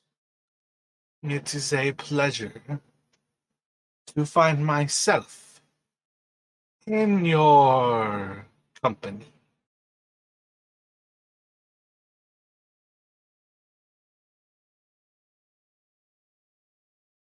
Just make sure you hold up your end of the bargain, and we shouldn't have any difficulties. I require only the staff, and I will assist you as much as I can on anything else that I can help you with while we are here. It would behoove you to know she was quite wealthy. Her body is probably of some use, and might even be worth a ransom if you were to return it to. I wish I could remember where the Harpels are from. It's the jail. I feel like the Dale Reckoning is named after the actual Harpels in that area called the Dale, but I can't think what the first word is. Well, so I think Long Saddle is the name of the town they're Yes. from. Yep, Long Saddle. Speaking of wealthy, did anyone grab the valuables off of her before we kind of just like chucked her out the window? Is any of that stuff still intact? Wait, what was your question there? Did anyone grab her valuables off of her before we just chucked her out the window and potentially damaged some of it? Oh no, you guys just threw her off the edge of a cliff, essentially. It would have been a little obvious if we started grabbing stuff off her what we were doing, though. Like, I'd like to take all of your nice, fine things real quick. We're definitely not going to betray you here. Just for safekeeping. Safekeeping from what? And then shut her off. I don't know. I had in my mind like the I think it was Batman Returns where Christopher Walken shoves Michelle Pfeiffer off the building. You just see his face like suddenly change right before he does it. Like he all like only Christopher Walken can do. But anyway, yeah. But we can, I mean, we can, go down and yeah. When you think about that, the Majin is actually going to kind of hover away from you, and it's going to start to fly down.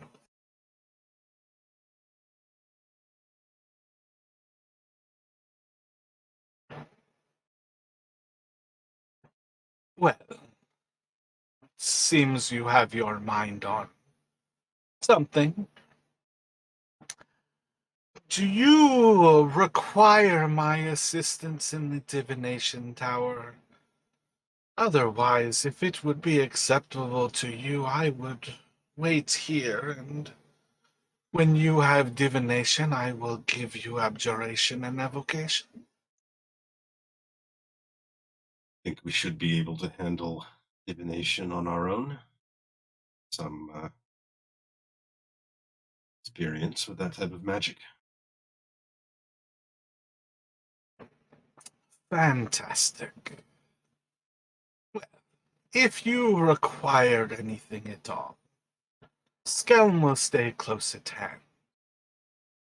If my gargoyles make you uncomfortable, I will pull them back. But my familiar, you are more accepting of?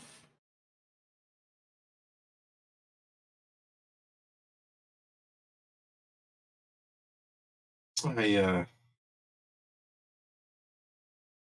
suppose there's no issues with failure.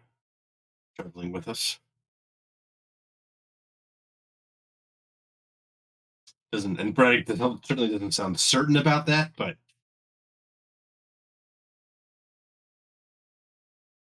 Roll. it's more like he's not really trying to like lie. It's more just he's not really certain. He's trying to essentially. Yeah, I almost want like a persuasion, just as something to roll to see if she senses it, more than me actually rolling an insight from her. Sure, gotcha. Yeah. I tend to prefer to have you guys make rolls instead of like me doing rolls. Yeah, I think she'll probably be like, I do not require him to watch over you as a chaperone. It is purely if you require my aid, I will come to you. But I believe you all are neither in my need in the same way as you did not require hers. What I have to offer, I have offered to you. And when we require it, we will be ready to use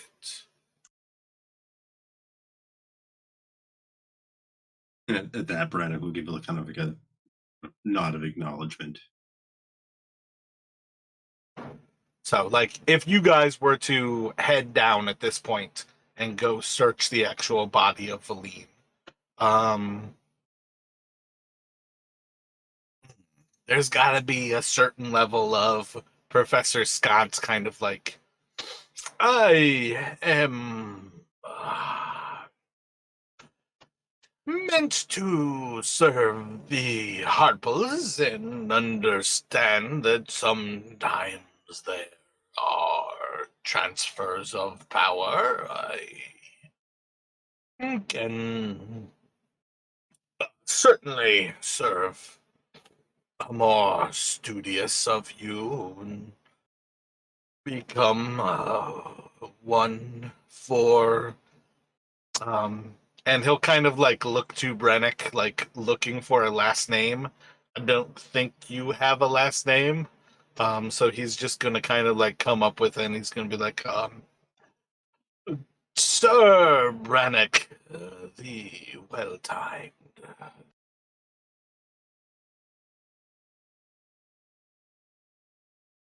I would welcome your assistance, Professor.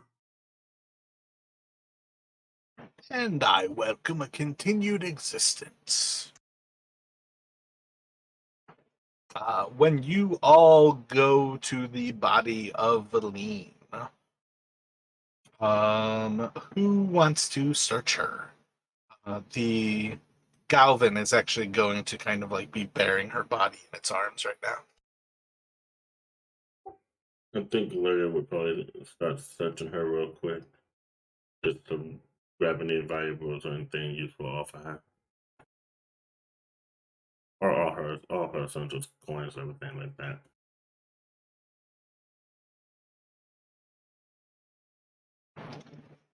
Roll a investigation.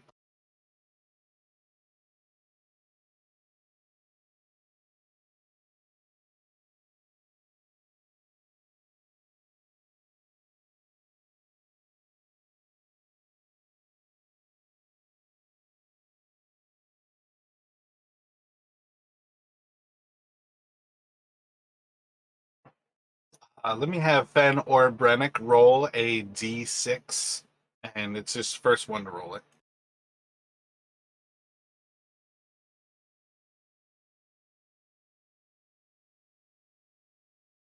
So you find on her person that there are 6 little rolls of coins. Each of these rolls, if you were to open them, is filled with 10 platinum pieces. All of them are coined as long saddle coins.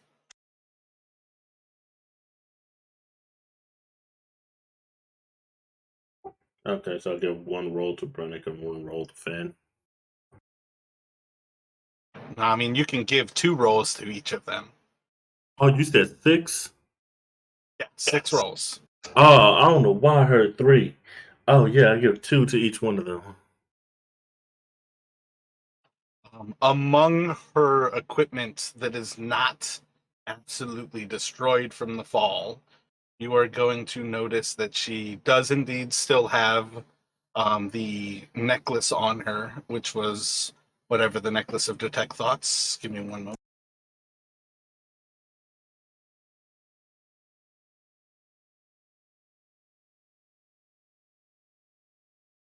Was it the Medallion of Thoughts. She has a drift globe on her.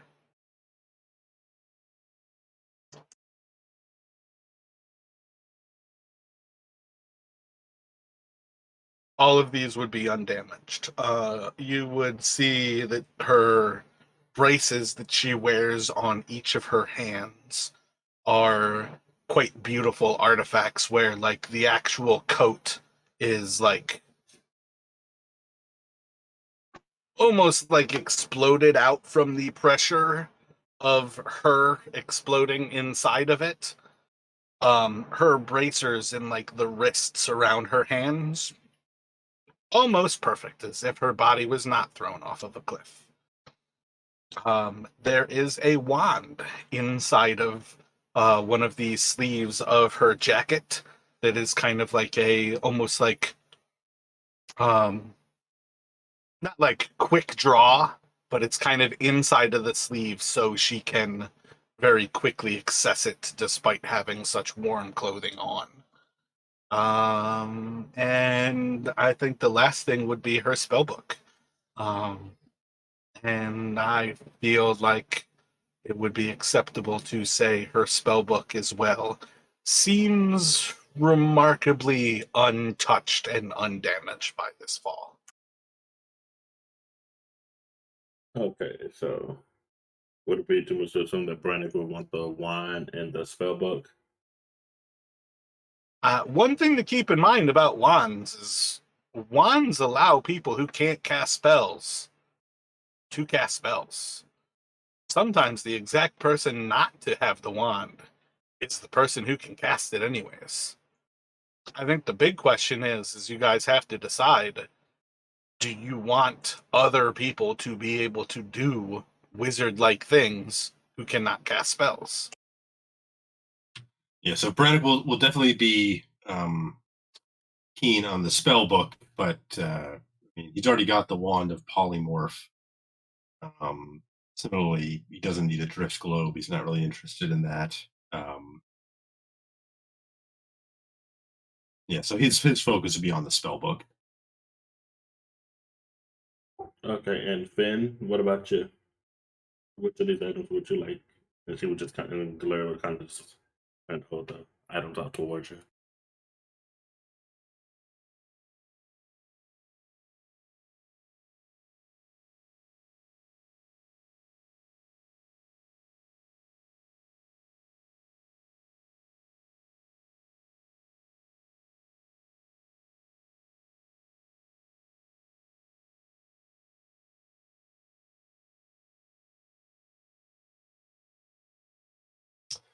Would Brannick be able to check to see whether she's wearing any sort of like, will probably be smashed, but like a signet ring or like he's thinking of what Avarice said about, you know, her body or ransom. He's thinking there was some evidence of, you know, who she was that he could, you know, return to the family and kind of make up a story about how she, you know, sadly passed and he's, you know. Roll an investigation at disadvantage.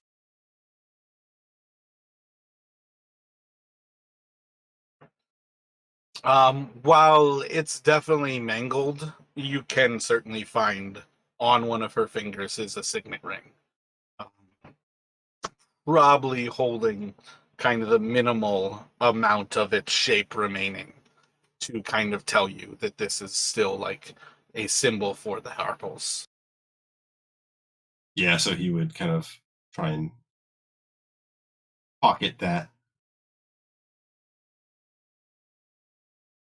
All right. Yeah.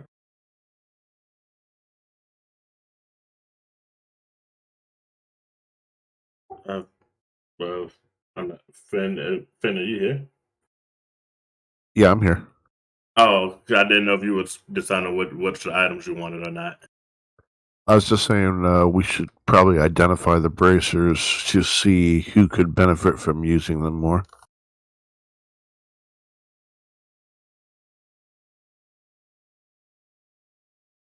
Do you have identify, Brennick?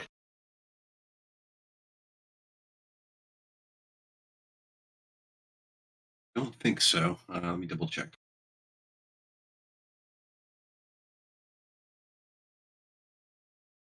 No, I do not.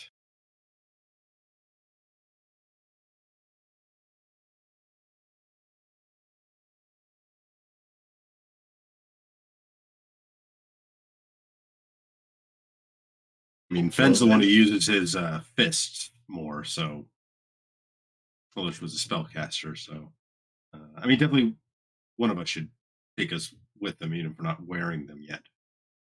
Yeah, I mean, if you wear them, you eventually figure out what they do.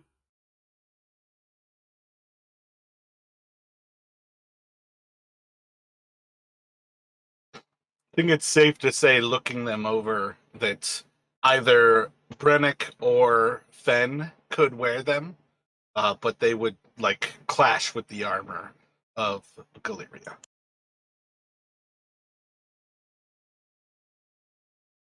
Then I'll put the bracers on. All right, and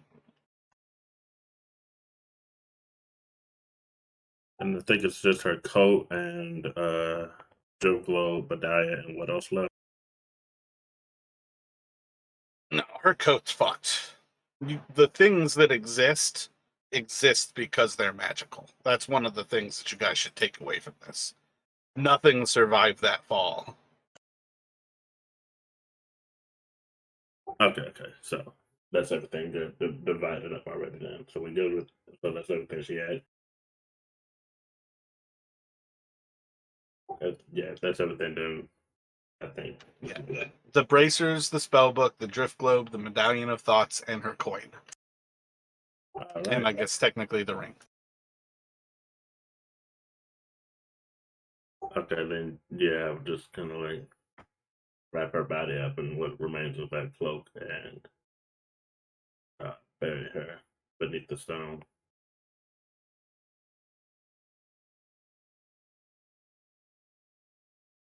Yeah, Brennan could try and direct the mage into looted the corpse to and bury it.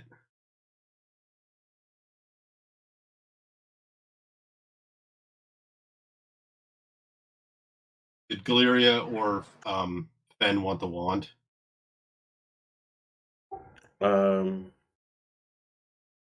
If Ben doesn't want it, I'll take it, and Gloria will take it and try to make use of it, if that's all right. That's fine.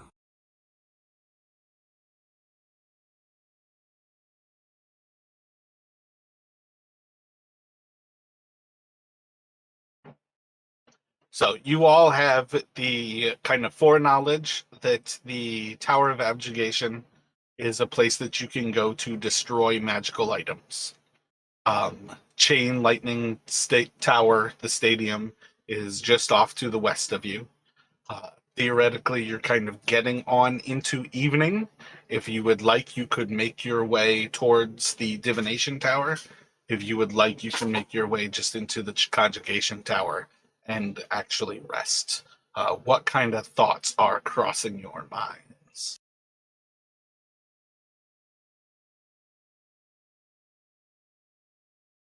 I would definitely, Gloria would definitely like the rest after today's events, and she wants to see what the wine actually does. If there's any other special properties, so she'll probably test it out while she's there.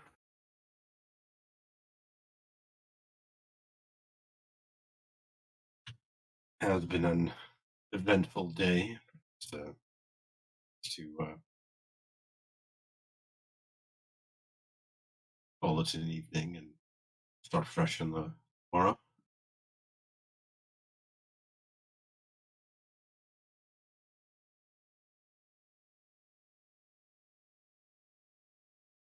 Let me have you all roll a d6.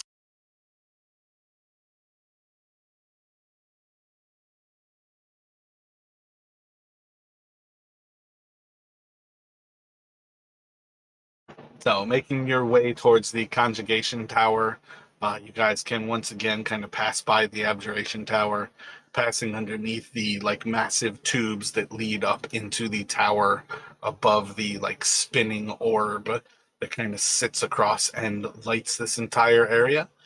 Uh, like a lot of other times, the city seems stagnant, quiet, at rest. Uh, you guys get to the locked door of the conjugation tower. Do you remember how to get in?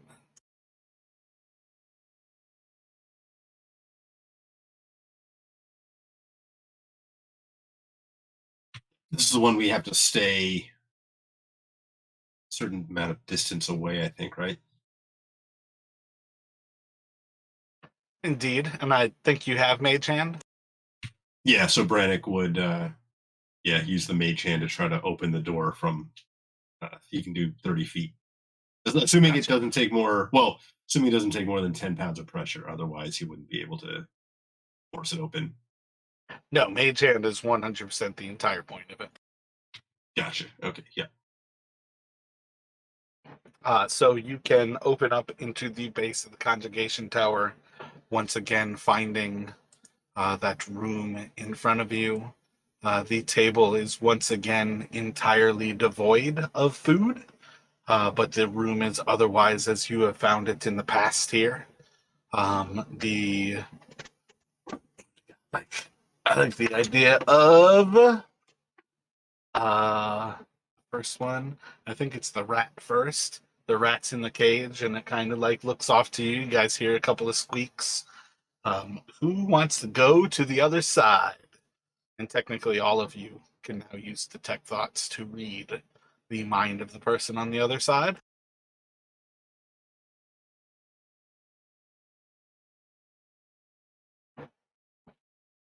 Go through that process, eventually finding your way into the other side where the creature is trying to convince you all to release it from its magical bindings.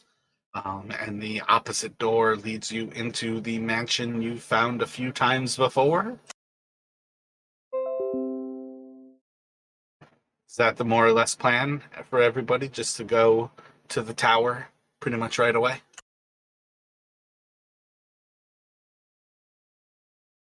Yeah. Yeah. So, if you all go and immediately find yourselves a place to rest, you can either go off on your own and get your own special room. Again, this magnificent mansion essentially allows you guys to create as many rooms as you would like. It is simply, it's pretty much a large room of requirements. If you desire a place to fight and practice fighting, you can create that. If you desire just a bed to zonk out and lay down, you can create that. When you are hungry, you can eat. It doesn't taste like much of anything special, but it's nourishing. The house otherwise has everything that you could need to effectively stay there essentially forever.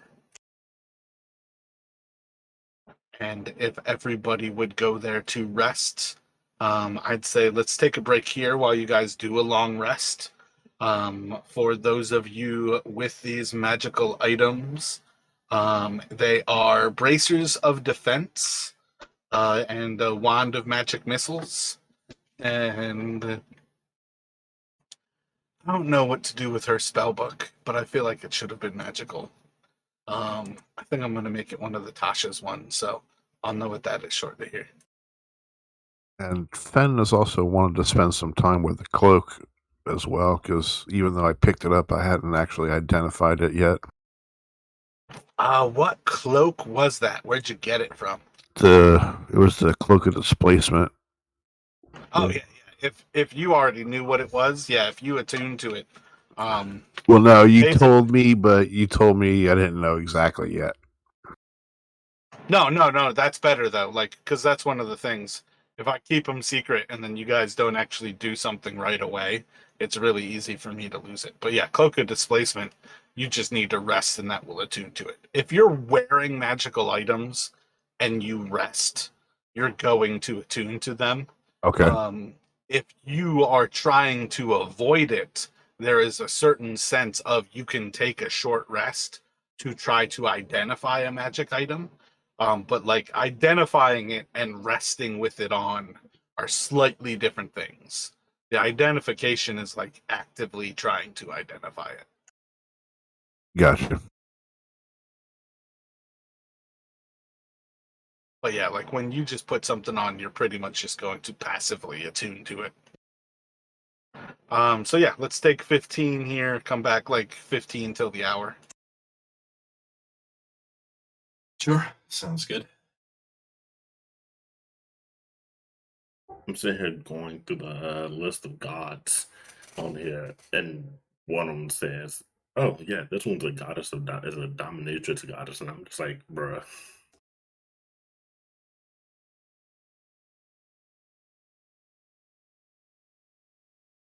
She's like the opposite of Saloon. I think she's the other moon goddess. Yeah, it says Levatar, goddess of pain, death, nine-tailed barb, scourge.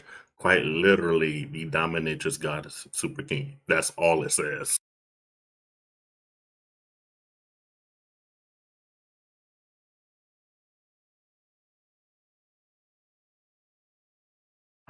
Yeah, you kind of need to look for one that's like lawful or neutral, good or neutral. Because you kind of have to be within like one step of them. Her being lawful evil would be contradictory to you. You would lose the power from her. Because she essentially requires you to be evil and or at very least neutral with kind of a tendency towards evil stuff. But Yeah, there's also other death gods, but realistically you kind of want to look at like one who's actually like a war god, because that's actually the domain that you took. What paladin subclass did you do?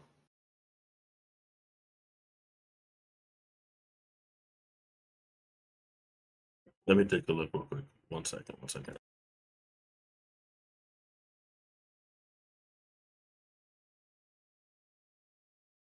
Oath of Ancients, so nature.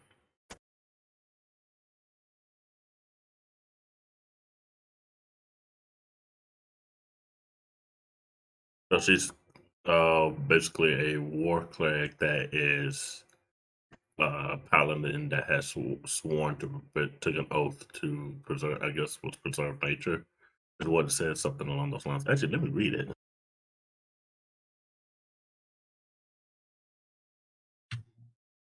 I'm back.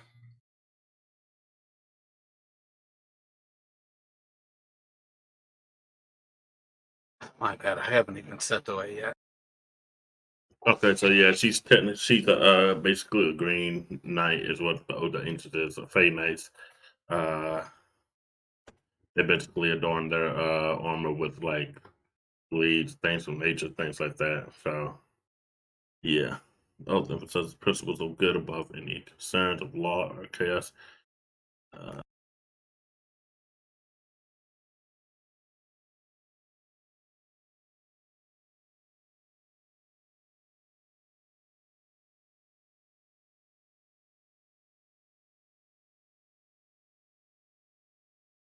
okay, so yeah, I know exactly which one I'm gonna take.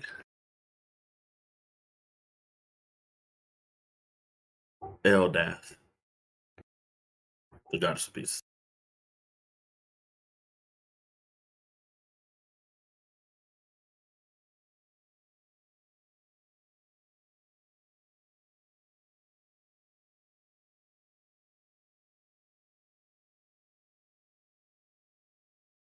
I gotcha. That's one of those things where I didn't realize that you actually multi-class that character. I feel like you've got two contradictory ideas kind of going on with being a war cleric and a Oath of Ancients.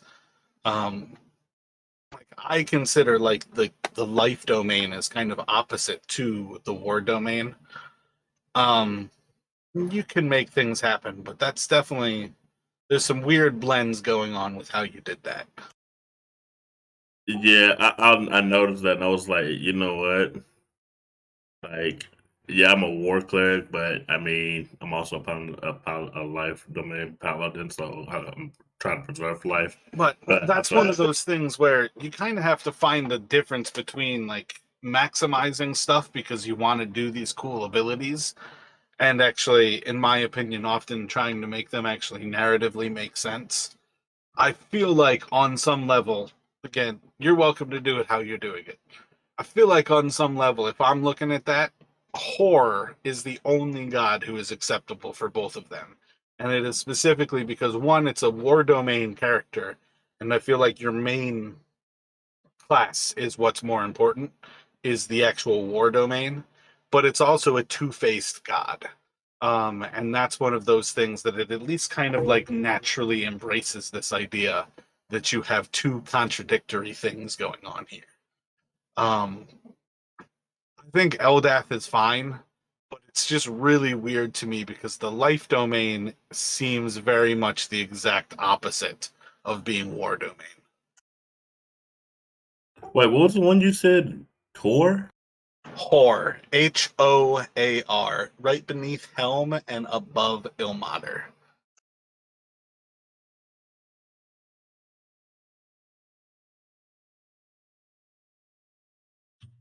All right. Do you think it's safe to say that Brannick's kind of neutral evil at this point? I think neutral evil fits pretty well. Because I had him as chaotic neutral, essentially doing what he wants. But I think at this point, I think one more murder and he's technically a serial killer. So I mean, in the long run, part of why I think it's important for people to recognize that they have um, alignments is more so you can have a god that you worship.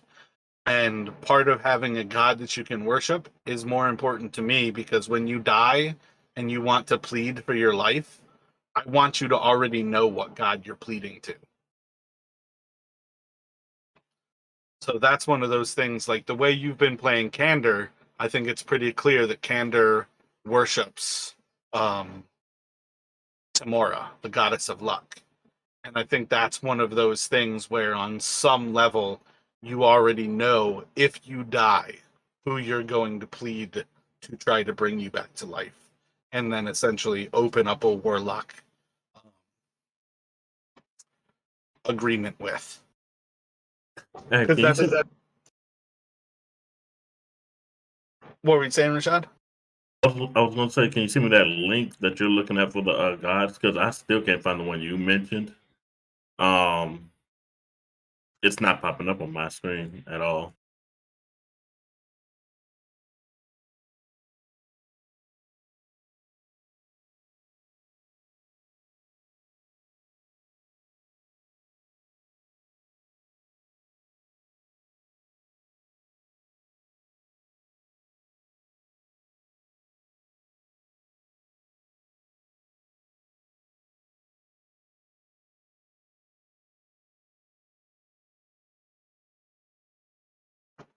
That is the Faerun Pantheon um, in kind of their entirety there.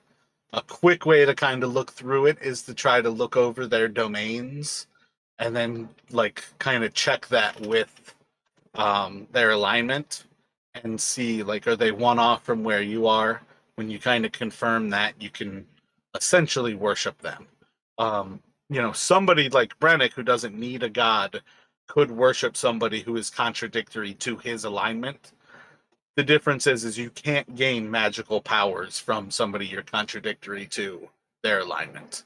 And one of the things, just like with a lot of things, I don't agree how 5th edition kind of like washes away some of the meaning of stuff. I think as divine spellcasters, paladins and clerics need to, on some level, be in agreement with their deity. They have to have something that is acceptable, and they gain power from that deity. I'm not somebody who's keen on the idea that like a paladin gains power from their oath. Like you're making an oath to yourself, so you grant yourself magical abilities. That doesn't make sense to me. But to say that you make an oath to Kalimvor to honor death and like preserve the dead as dead, that makes sense. But you also can't be a good person while doing that. You are at very least lawful neutral.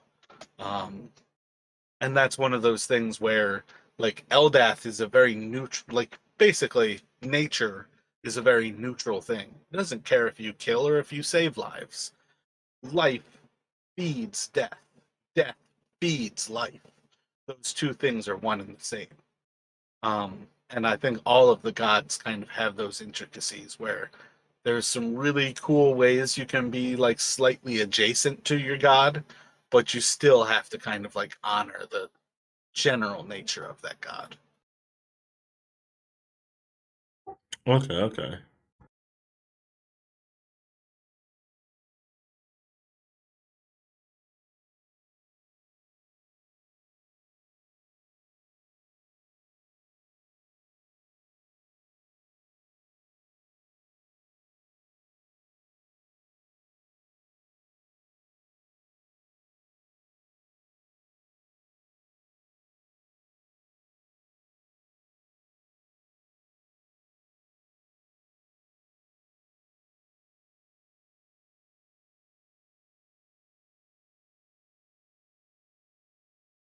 Right, so Eldath would be opposite of my character, wouldn't she?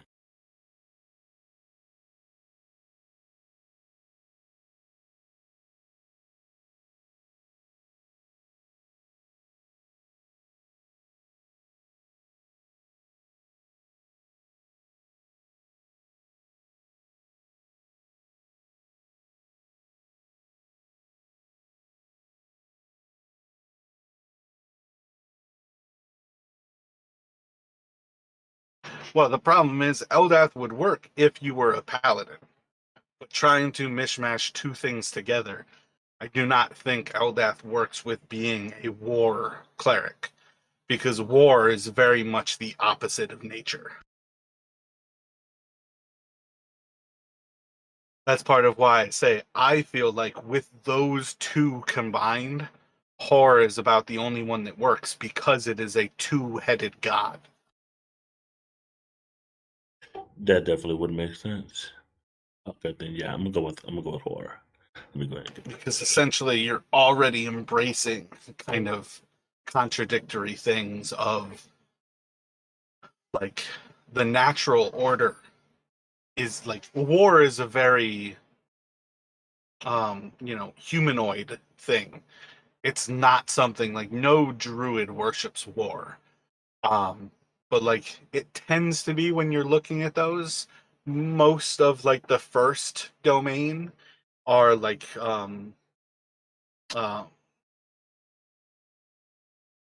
cleric domains. I want to say like deity domains, but it's kind of weird because these all are deities. But like the first one tends to be the cleric domain, and the second one kind of has like a tendency towards like druids or like paladins. I kind of think. Um just because like they're all still divine. It's kind of weird, but I think most of them kind of fit that, or at least the nature kind of sets them apart. Nature's really just a weird one for what it's worth. Is Galeria lawful or more chaotic? Well, that's the other thing is that he's got her as lawful good, so she also sits kind of beyond where she could like fall into some of the she can't be chaotic or evil. Right. So what about something like the Red Knight?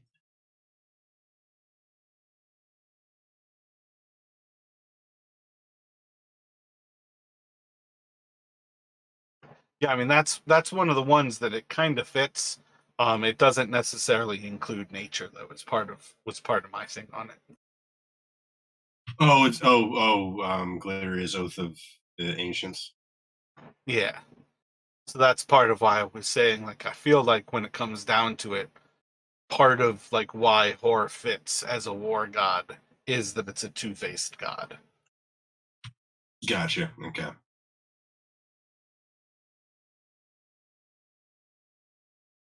Yeah, I've got an idea for who Brannick might reach out to first come to work.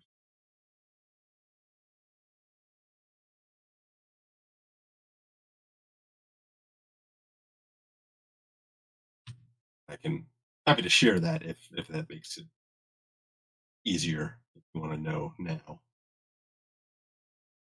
I mean, on some level, that's one of the things. Just add it to your description. Like that's what the faith thing is for. Like, Okay. Well, yeah, because I guess I mean it's not so much worship; it would be more like a do it out of desperation sort of thing. well, and that's one of the things to keep in mind. These are also not like people who blindly worship gods. These are gods that, within like 2 or 3 generations of humans, avatars have been seen walking on the earth. These are powerful beings. They're not necessarily like the god who created everything and has been completely unseen since the first act of creation.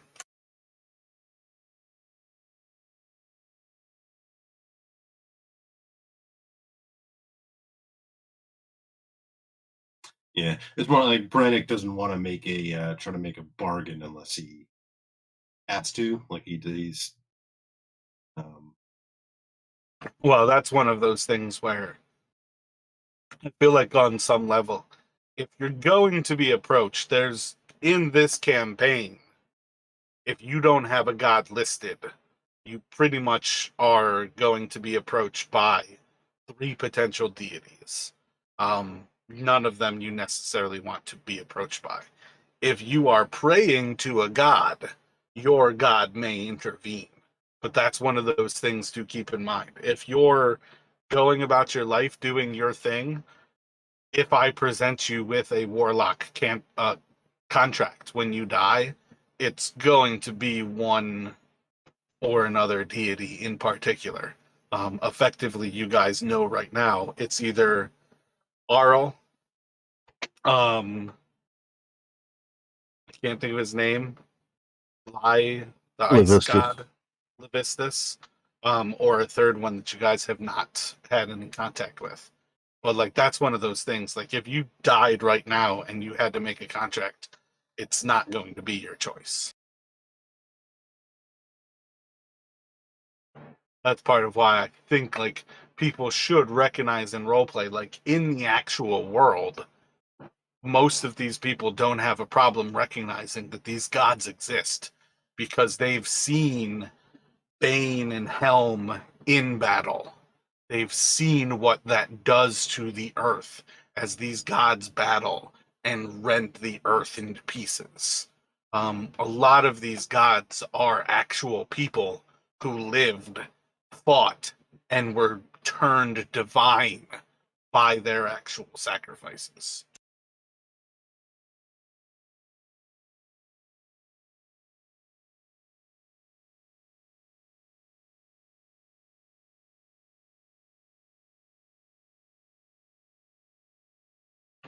But again, that's mostly something for a later point to kind of look into.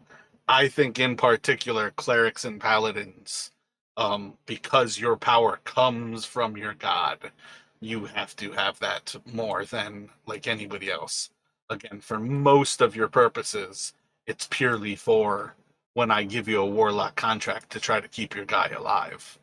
Um, like I think with Don's character, when your first monk died, I kind of approached you and it was an evil being. You had no interest in that. But had you worshipped something else prior to that, you might have been approached by that actual god. Right.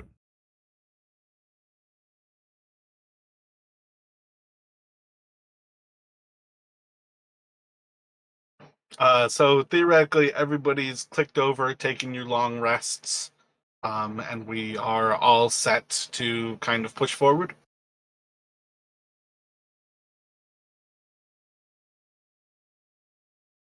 Yeah. Yep.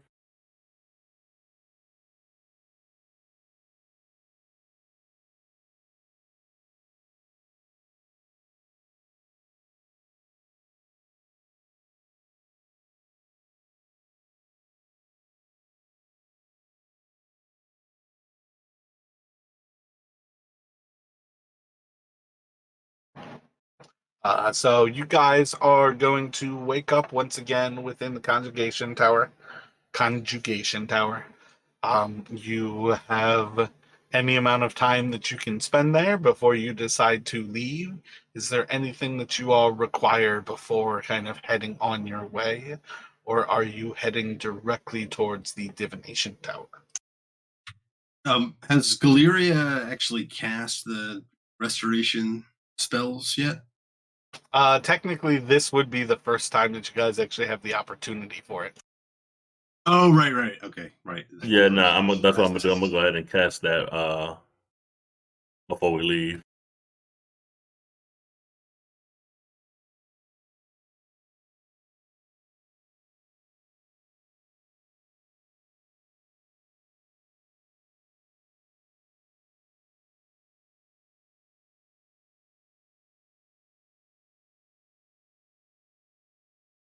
So I think Ged and Dorian. I think you just have 3 castings of it. Because I think when you leveled up last time, Galeria became immune to disease in a pretty similar way, where Fen became immune, and it just kind of started to, like, basically be cleansed from your flesh. So the first 2 are just Ged and Dorian. And I think the third is basically just whenever you come up with a sidekick, technically one of your sidekick has failed. But in the long run, I think you just have 2 castings. I think it's a first level spell. And I think you can just burn 2 first level spell slots. I guess I should probably do the con save, right? Because he's not immune. No, it's a second level. I have 3 for it. Gotcha. So yeah, you could do one the con save with Brennick. Yeah. I mean, as far as I'm concerned at this point, I'm deleting it. It's just too much effort.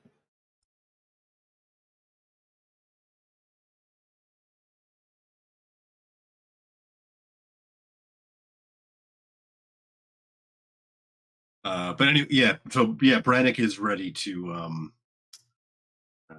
head for the divination tower.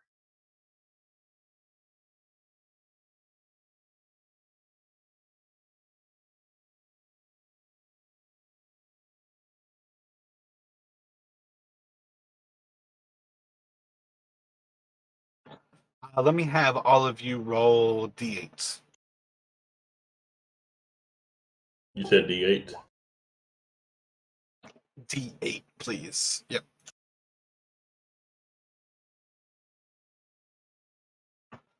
Yeah, walking across this kind of end of Nathalar, or of Yithrin, you guys kind of continue to see what seems like an otherwise quiet city, like many instances before. I think it's perfectly acceptable at some point for you to recognize the crow kind of perched off somewhere in the distance, kind of confirming that Avarice has a bit of an eye on you still. Maybe nowhere like necessarily next to you. You have a certain sense of she's not like directly listening through the crow. You can certainly be as paranoid as you would like or not, that she is close by. But you all can head past the library and on in towards the divination tower. And this is one of those weird kind of things because of how we changed from like the original divination to this kind of version. That's not shadowed at all. Let me get perception checks from you all as you walk up to the tower.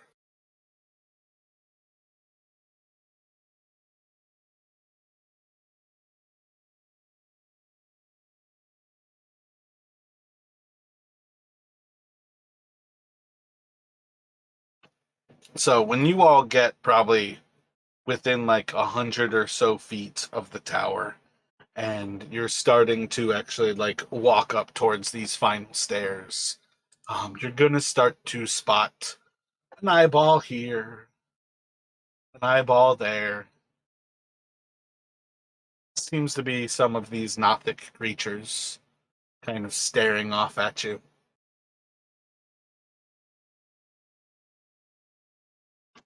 Kind of peeking out from behind this building.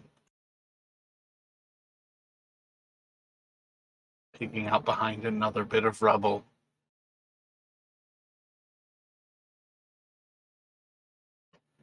Almost each time that you kind of look at them and your like attention kind of focuses in on them, they just kind of like shrink back into the distance, lost into a little bit of darkness. Can't see it. Y'all continue towards the tower. I would say yes. I think Brannick is going to go ahead and use his drift globe to essentially light up the day, hoping that might keep them back.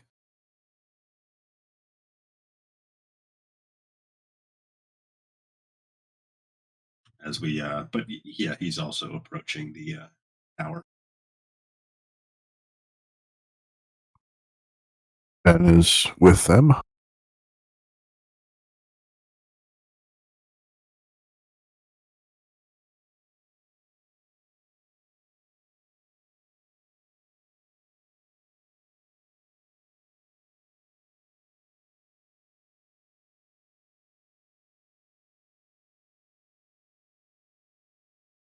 I can't believe I don't have daylight in my book. I've had a druid who cast the spell and I don't have it in here.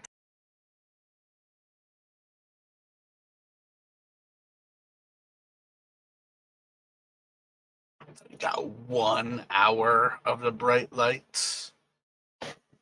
And it's a 60-foot sphere.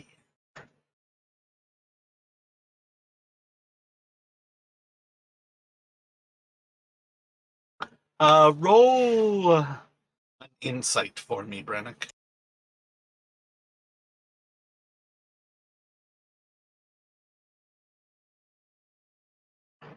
There's like an initial sensation that they're holding a distance from you, but you also have a sensation it's not necessarily because of the sun or because of the light.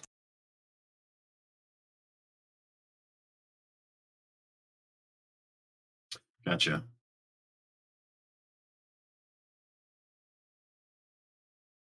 Maybe it's the tower itself that they're apprehensive about approaching. I think you probably have a solid sensation there that many of these creatures are certainly like almost drawn towards this location.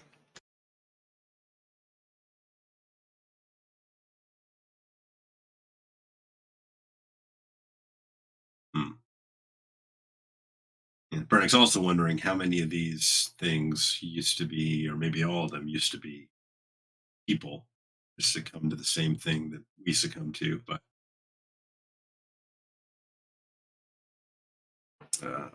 you definitely have a solid sensation of there's like kind of two ways of looking at this. Very few people are likely to have found this place, but you have seen signs of the drow being inside of here. So there are some kind of non-humanoids who might have already found this. But you definitely have this sense where there's a weird level of these creatures are perhaps netherese that survived. And given enough time, they all were susceptible to the blight that turned them into these creatures. Gotcha. That makes sense. Yeah. Like magical radiation. Yeah.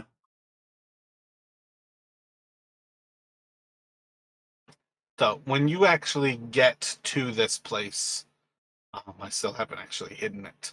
But when you kind of arrive at the tower, the door to the main um, leg of this tower seems to be welded shut. The steel is sealed. You can't really find entry.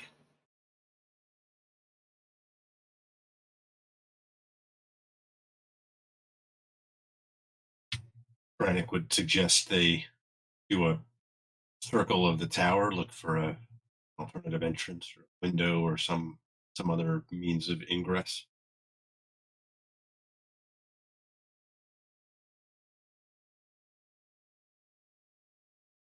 Let me get perception checks from you.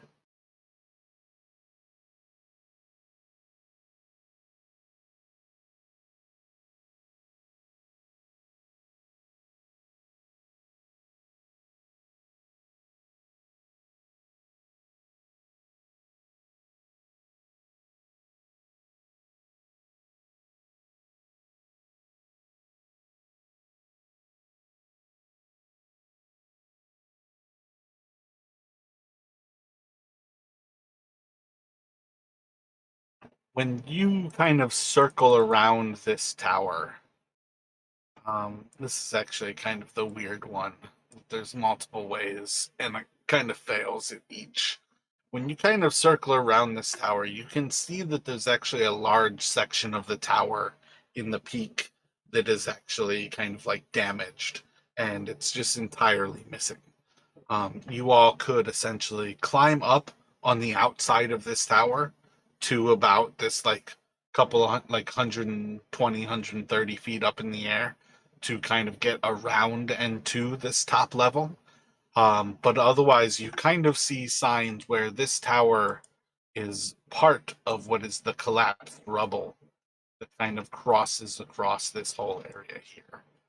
So part of the damage done to the divination tower is part of the rubble that you see across that area from the weird place you all have heard, like these ethereal voices, the bazaar, and off towards like the observatory and the menagerie.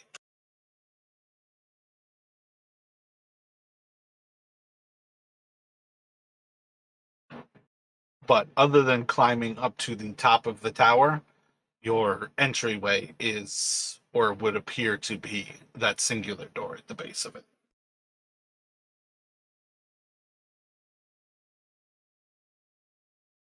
Yeah, Brannick will suggest maybe we take another look at the door before we try to climb.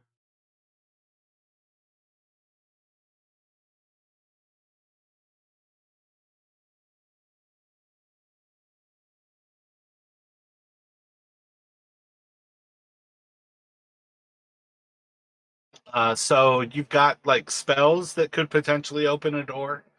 You guys can always try to like strength through the hinges on a door. You can always try to actually like basically fight your way through the door, trying to destroy the actual materials that make it up. Do you all have any thoughts how you would get through what appears to be a welded door? Galilea is going to try to force the door open first.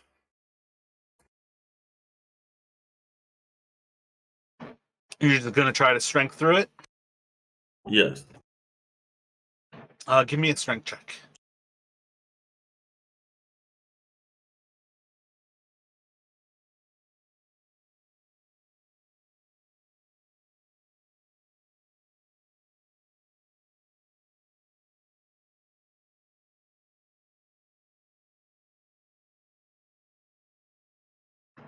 And your passive perception is 17.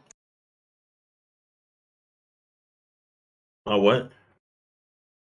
I was asking Fen. Your passive perception, Don, is 17.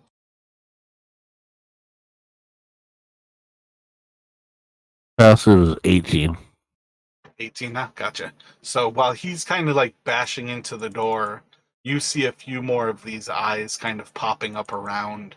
There's probably at least like 5 or 6 Nothics watching you. But while Galeria is smashing into the door, nothing happens.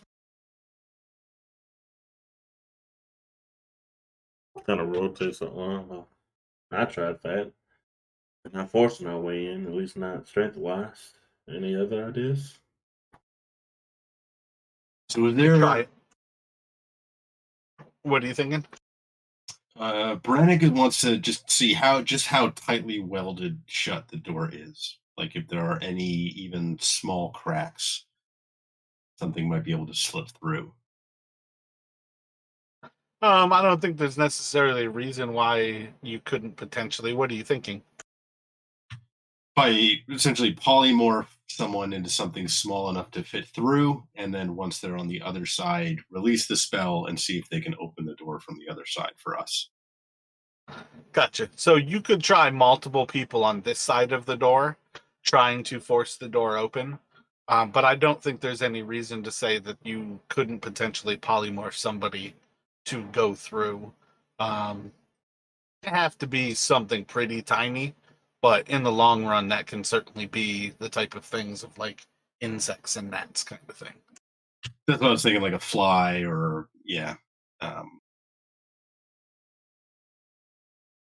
So he would suggest that to the others and see if there are any volunteers. Real quick, for my concern, would you be able to immediately transform them back the moment they're on the other side? Just with us not knowing what's on the other side, that was for one of us to become fly guts on the wall.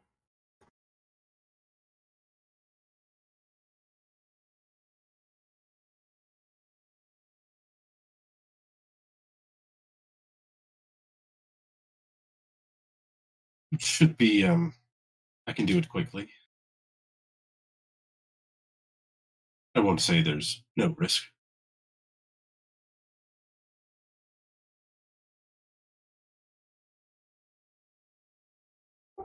Well, so long as you can do it quickly, I have no issues going through.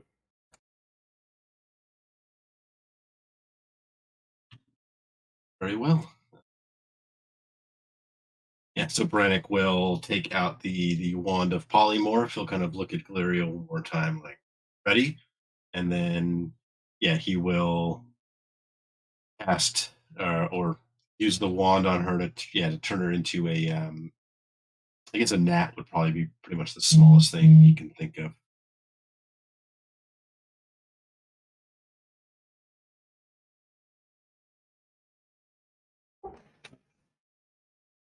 So you can fly within a few of the different cracks, like around the door. It's pretty well sealed shut around like most of the circumference, but there's definitely certain gaps inside of it.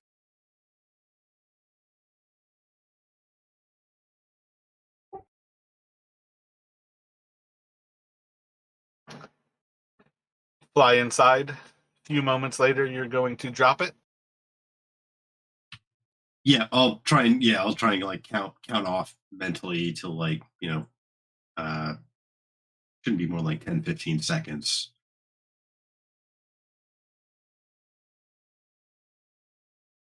Once I see Galeria kind of go through the crack, I'll kind of wait like 10 seconds and then drop it.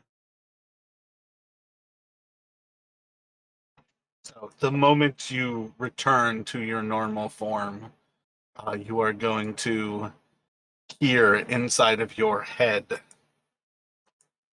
"You're not welcome here. Leave this place immediately."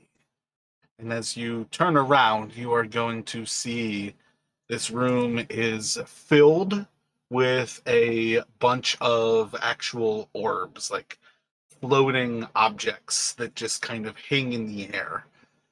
One of them is bright yellow orange, and it kind of floats off in a corner near some stairs.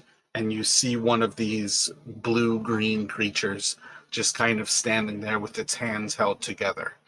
Another of these orbs is vastly kind of blue, and it's almost like churning, Another one is very gray, and it kind of has just like a singular kind of like mist kind of moving across it. Another one is blue and green, as if it were a inhabited planet.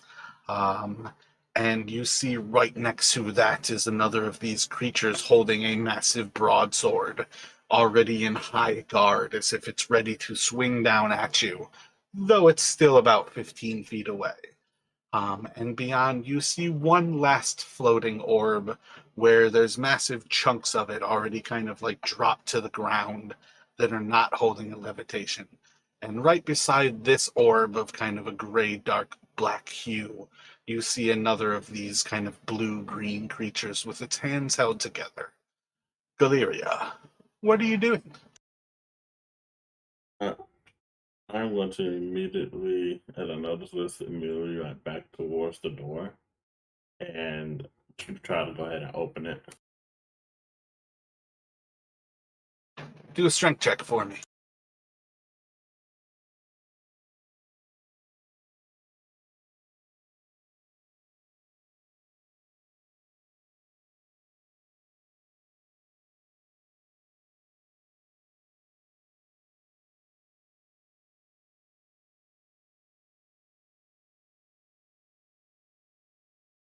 The door does not budge. While you are kind of focused on the door, there's going to be a sword slash coming down across you.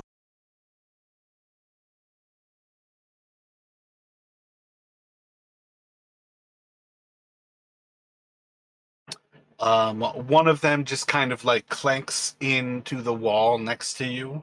The other is going to sink into your armor. Should hit you with the 21 to hit. I don't think a 16 hits you, right? Your AC is over 16 at this point. It is. It's pronounced at 18. Gotcha. So as the second of these blades hits you, it is going to deal 8 slashing damage to you. As one of these creatures,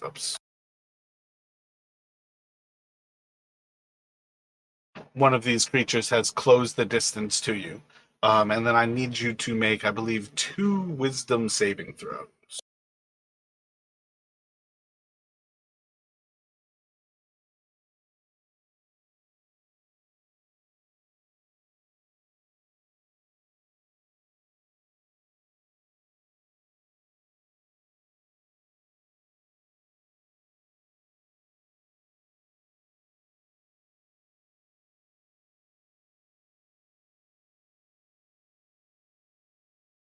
So you start to hear similar psychic screams inside of your head, where these creatures are starting to invade your thoughts. And while they're horrific, while they're loud and kind of daunting and start to encompass your like actual thought patterns, they are not wholly like taking over your head at this point.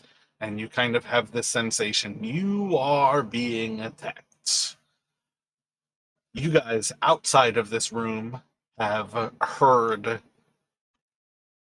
some level of Deliria kind of bashing into the door, and then something that sounds off. You don't necessarily know that battle has started inside, but something is happening. You guys, again, can all try to force the door open, or you can try to attack the door. And here, I need you guys to roll initiative.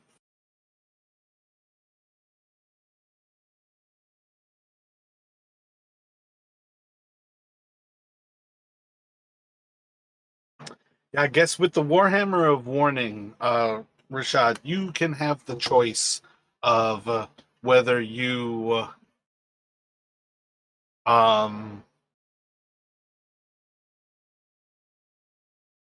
this kind of sucks because you already rolled it. Yeah, I'm curious what you guys are actually thinking about. At this point, I'm going to kind of nerf the Warhammer of Warning because these creatures aren't necessarily alive in the traditional sense. You're not getting the same warning here. So when you go through, this door is still seemingly kind of barricaded from you getting through it. What are you all thinking? How are you going to solve this problem that has now separated you all? So Brannick can get him and Fen inside, but he would need Galeria. He would need some information from Galeria first. I mean, I don't think that you don't know that something has gone wrong. So if you want to teleport inside of there, that is certainly the option. The difference is Ben is going to act before you, anyways. Yeah. Well, he wants to use Dimension Door, but he has to if he tries to go, since he can't see inside, if he says like too far and he tries to move into something that's already there, that the spell will fail. Do you have to see with Dimension Door? No. Misty Step I would have to see. Dimension Door, I can just like describe a like 20 feet in this direction, something like that. Yeah, I feel like on some level here, this is where you could use your action this turn to try to detect his thoughts. That's exactly what I was thinking, yeah. That's kind of where you're going to sit. Where I think that's going to be problematic is right now Galeria is trying to prevent creatures from getting into her thoughts because the other two creatures are assailing her in the very same way that you would gain entry. I would say on this one, Galeria, make a wisdom saving throw at disadvantage. Because that's what it is. It's a wisdom check. It's a wisdom save for detect thoughts. Yes, I believe so. Yeah, I would say if you go for that, it's got to be on Galeria, but take it at disadvantage. Not necessarily, yeah, I was going to say, because it's not necessarily that she knows it's you, but it feels a little bit different. And I think it's going to be safe that she blocks you out. So with that, what I would say is you can still gain the surface thoughts. And you can basically know, I think that's enough to say you can know where she is. And what I'm going to do is by the time you have a chance to do this again, you're basically going to have a 1 in 4 chance that one of you is landing where that Majin is about to be. Because there's about to be something vaguely along those lines, like 3 safe spaces. You'll basically know where Galeria is with the creature that's already there. It's going to be like a 1 in 4 chance, though, that you guys like land on where the other one will be. So I think that's going to be how things kind of play here. So you can let Fen know. I can get us in there, hopefully, something along that lines. Yeah, and he would be. But even there, it's technically still he's got to make his choice what he's doing before you even do that. So even that's already kind of out of turn. Well, I think being first up, Fen would try to force the door. I mean, it's the only thing he can really do right now. So he'll try to force the door. All right, so this is where I was saying you guys can work as a team, and all of you can try to force the door. Otherwise, the potential is also that you guys could break the door by actually like trying to damage the door.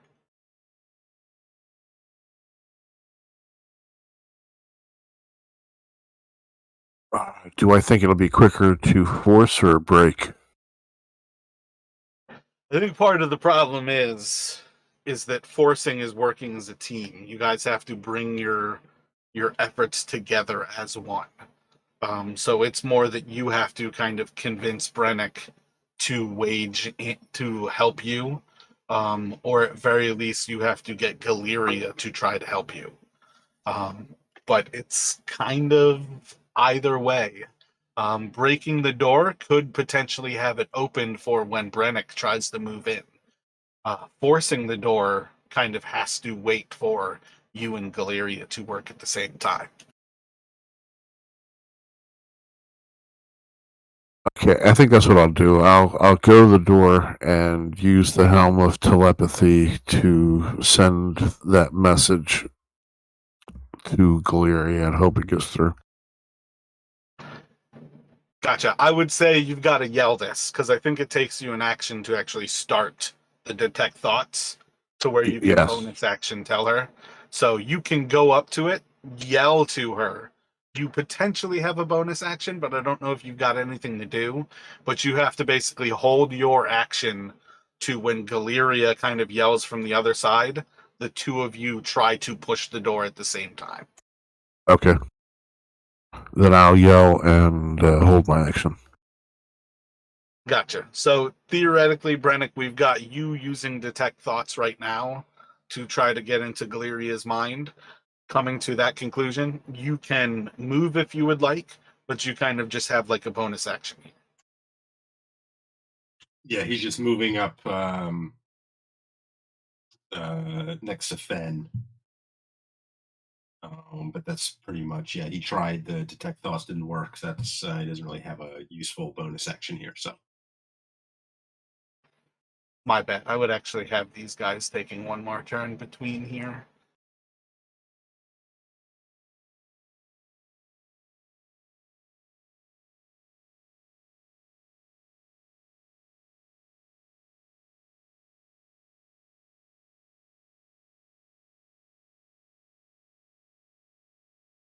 Alrighty.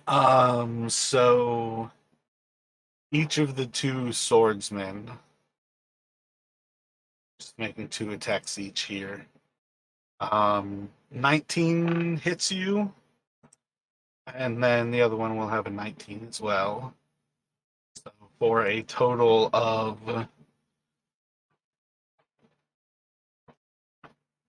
think they have a +2. Yeah, so for a total of 15 more slashing damage as these two sink into you.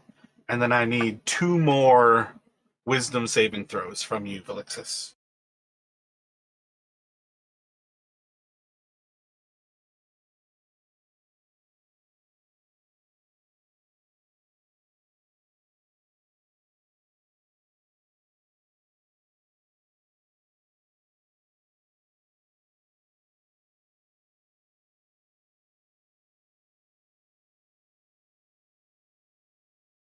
All right, with the second one, the screams are going to fill your mind. And you're going to take 9 psychic damage from those.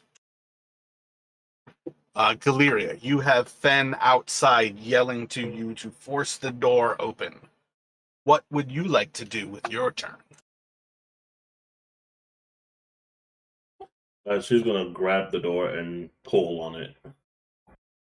Gotcha. So when the two of you are working at the same time here to kind of like lift and push this door, kind of trying to break this seal that has held it together, you two are just strong enough to do this without Brannick's help.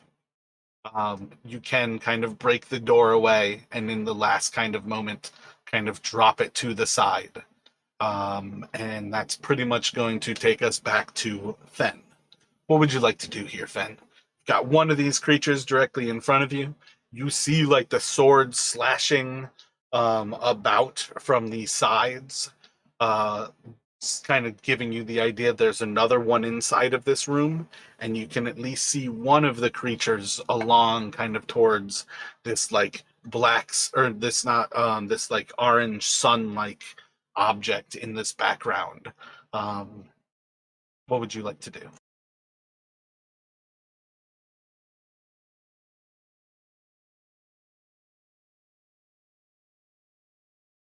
I guess I'm going to move into the room.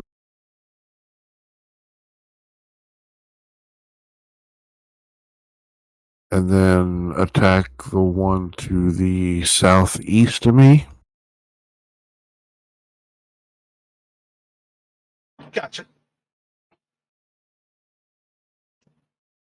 Gonna put like a few attacks into it. What are you thinking about your attacks here? Yeah, I'm going to do flurry of blows. So long sword and then 3 unarmed strikes. All 4 into it. All right, gotcha.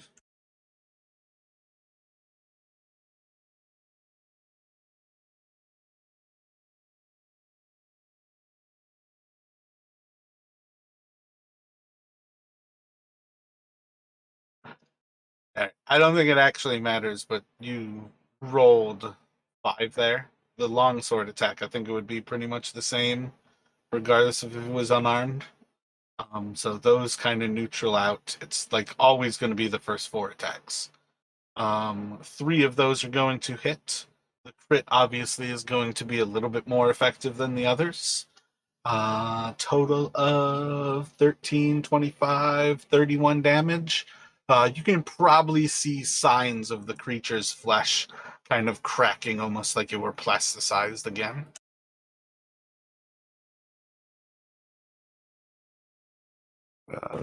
That'll activate Agile Parry and end of turn.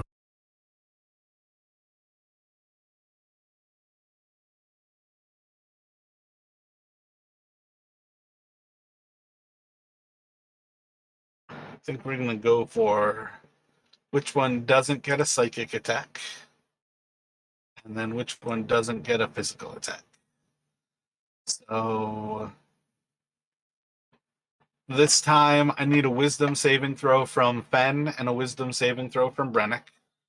And then I need to attack, I think, Fen and Galeria. Yeah. No, wait. That's Brennick and Galeria. So swords on Galeria, 2 more hits, and swords on Brennick. One should hit with a 19, Brennick. Yep, that'll hit. Fen and Brennick failed the wisdoms, so Fen will take 15 psychic. Brennick will take 14 psychic. Galeria is going to take 2 sword hits for a total of 17 slashing. And then Brennick's going to take 1 sword hit for 11 slashing. And then it's going to go to Brennick. All right, so now that Brennick can see inside, he's going to Misty Step. Are these orbs like on the ground or above in the air?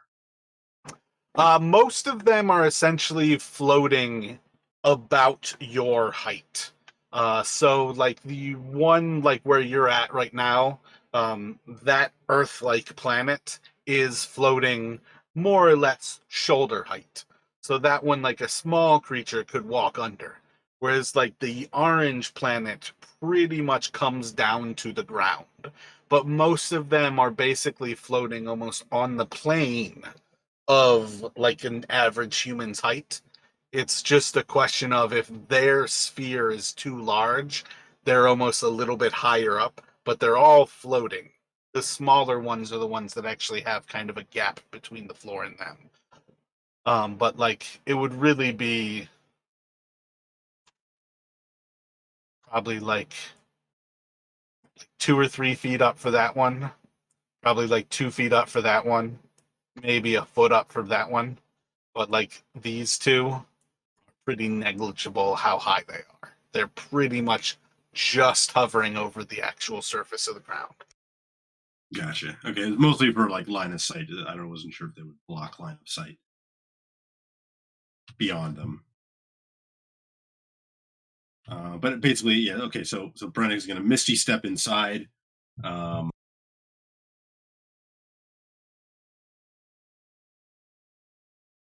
And kind of turn and fire off a firebolt at the one that he sees the others are attacking.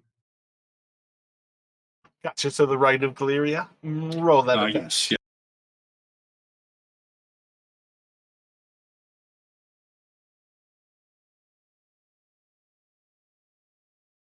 Solid hit, solid strike into it. And I'm trying to draw on it, so I can't actually click it. Yeah, I'm going to say with that attack, that one is going to kind of be consumed in the conflagration. And while it doesn't actually like collapse immediately to the ground, very much like effectively an object, it is going to catch fire here. All right. And that is all for Brennick. Galeria, what would you like to do? With the creature that's to my left, I am going to cast Sacred Flame on it.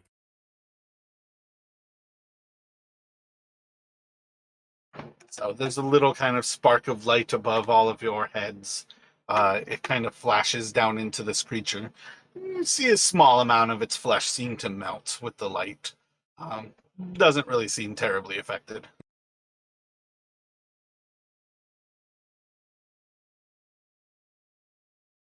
Oh, that reminds me. These creatures don't get burned by Brennick's fire nearly as much either.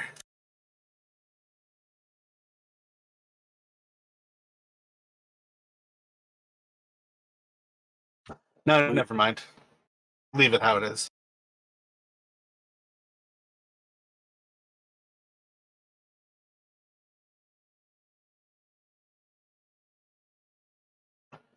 Anything else from you, Galeria? Otherwise, we're going back to Fen.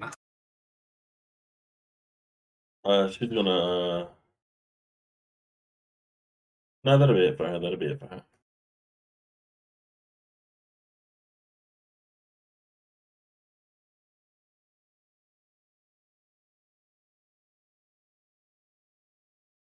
And Fen is going to do the sword unarmed and then unarmed strike for the bonus action, and I'm going to apply that strike to the first hit I get. If I get a hit. Gotcha.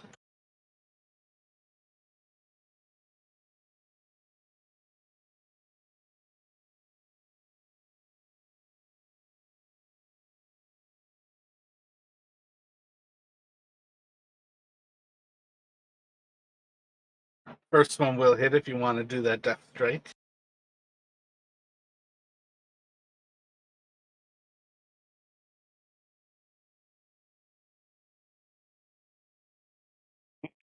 Nice.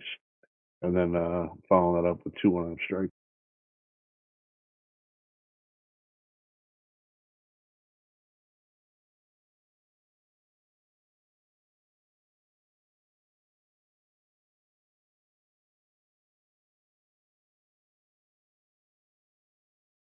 And I'll activate Agile Parry and end of turn.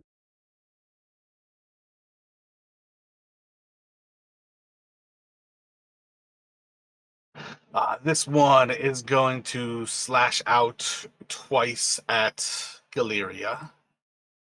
Both of those kind of miss as it like slams into the wall. And then I need a wisdom saving throw from Brennick and from Fen. So Brian saw this one coming. I'm going to use the 19. Gotcha. So pretty similar. You guys are going to hear these screams. They're not like all encompassing, but it does take like a certain amount of effort to kind of keep these psychic attacks at bay. And it's gonna go to Brennick. Yeah, so Brannick is going to kind of, as he's like fighting these off, figure Fen and Galeria can hopefully finish off that one down by the door. He's going to turn his attention to the one kind of mind guy closest to him, right above him, and fire off another fire bolt at this one as he kind of and then just like back away afterwards. Gotcha. Roll 2 hit with the firebolt.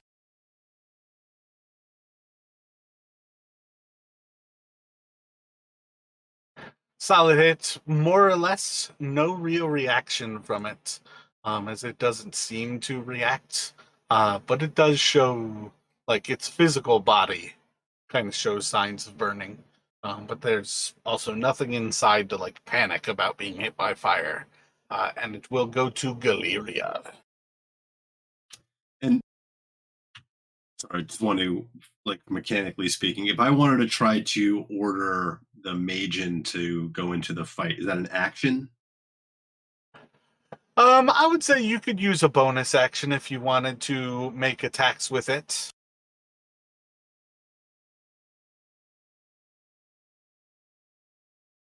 Okay. We didn't think of it. I might do that next turn, but for now, that'll be it for Brennick.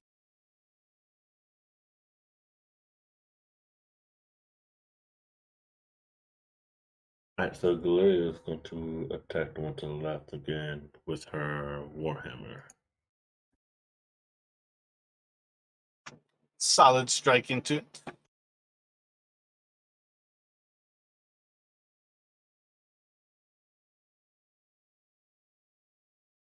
Is that all you're going for? Is that otherwise the end of your turn?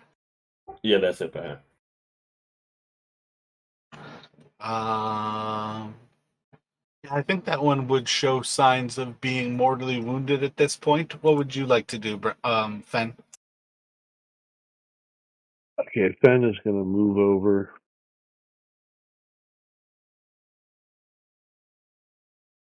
Technically, that one there to your left right now is Brennick's psychic. Oh, okay. I was thinking that was a newly. Then I'm going to stay where I'm at, and I'm going to plan on putting 2 strikes into the wounded creature, and then moving and attacking the one that's northwest or northeast. Gotcha. Well, which one? East or west? Gotcha. Yeah, so I'm going to flurry a blow on him and regular 2 attacks on the wounded one.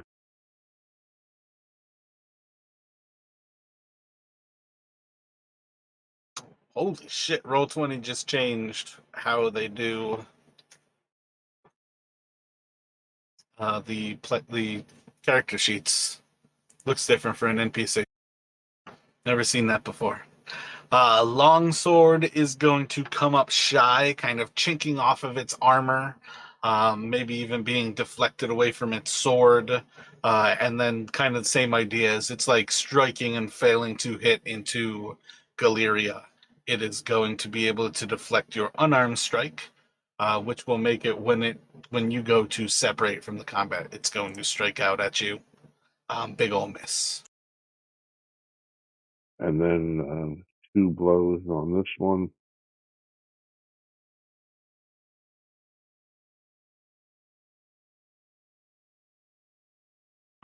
Solid hit and a solid crit for 12-19. I think that bloodies that one.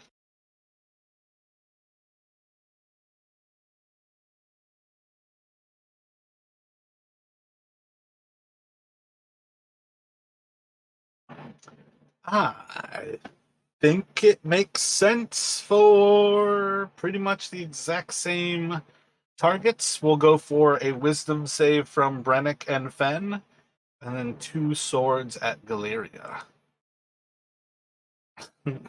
Solid fail and a crit.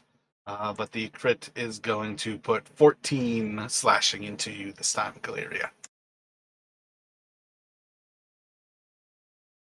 And neither of you will take any psychic damage. As they scream into your head, Fen, you are like right on the verge of kind of like falling to its yell, but are just able to kind of like will through it.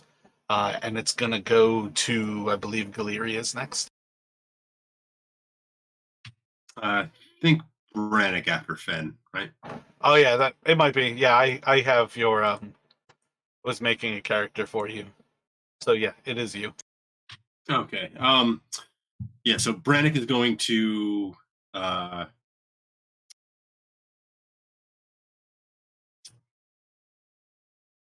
he's going to fire another firebolt off at the one north of him. And if he can, he's going to try and essentially order the mage in to try and destroy the remaining one fighting Galeria. Gotcha. So it's got a shocking grasp attack that you can make. Just a spell attack against him. Just roll a d20. I think it makes 2. Yeah, it makes 2. So +6 to hit. Both of those should hit. And roll a d6.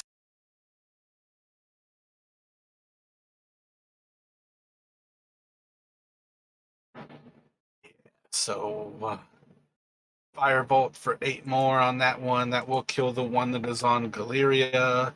22. That's going to leave that one bloody.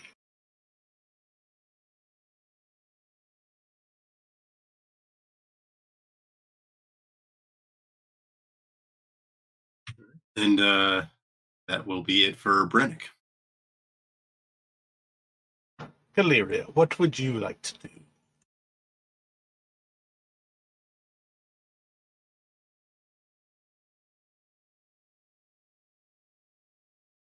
Gloria's gonna move to the one up in there, that's close to Finn, and she's gonna come down on it with a warhammer, and then yeah, she's gonna come down on it with a warhammer.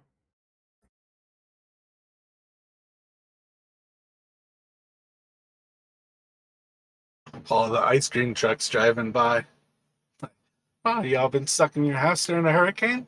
You want some ice cream? That's hilarious. I just picture an ice cream truck that's driving through the water like, come on, get your ice cream. Oh, we did not even have it that bad.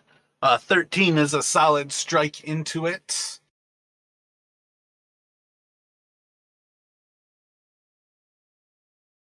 Alrighty, and let's see. Yeah, that'll be it for now. That'll be it. Gotcha. I think that one's going to be mortally wounded, and it's gonna go back to top of the order with Fen. Okay, I think I'm just going to do a regular round of attacks, sword, and 2 unarmed strikes this time. Gotcha. Are you splitting them at all, or are you just kind of like guaranteeing this one's done? No, I'm just going to put them onto there, but I don't want to waste a key on it. So. I feel like there's no reason for you to even roll that. 3 attacks, you pretty much have to hit it for 3 damage. I think it's just a single attack hitting, and I don't think you can miss. So, Brennick, there is one creature up to the north of you. Oh, wait, technically this one's still going to get a chance. Gonna go for Fen. Do a wisdom saving throw for me.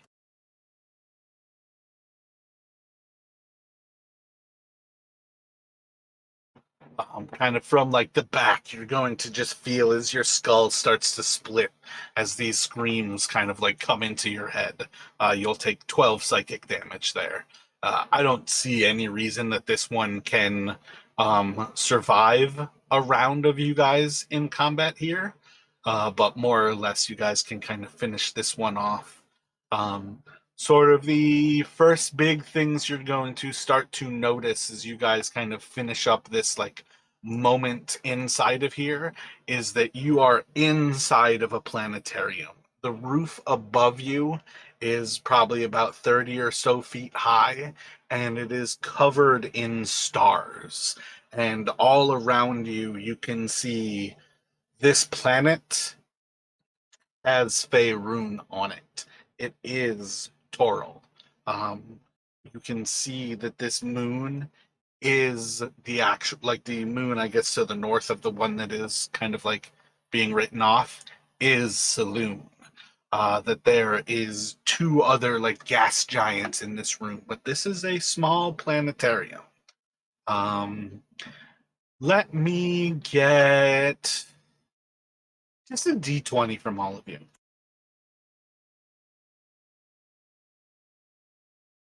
You beat a 17, Rashad. Can you roll a d20, sir? Ben, can you roll a d10 for me, please?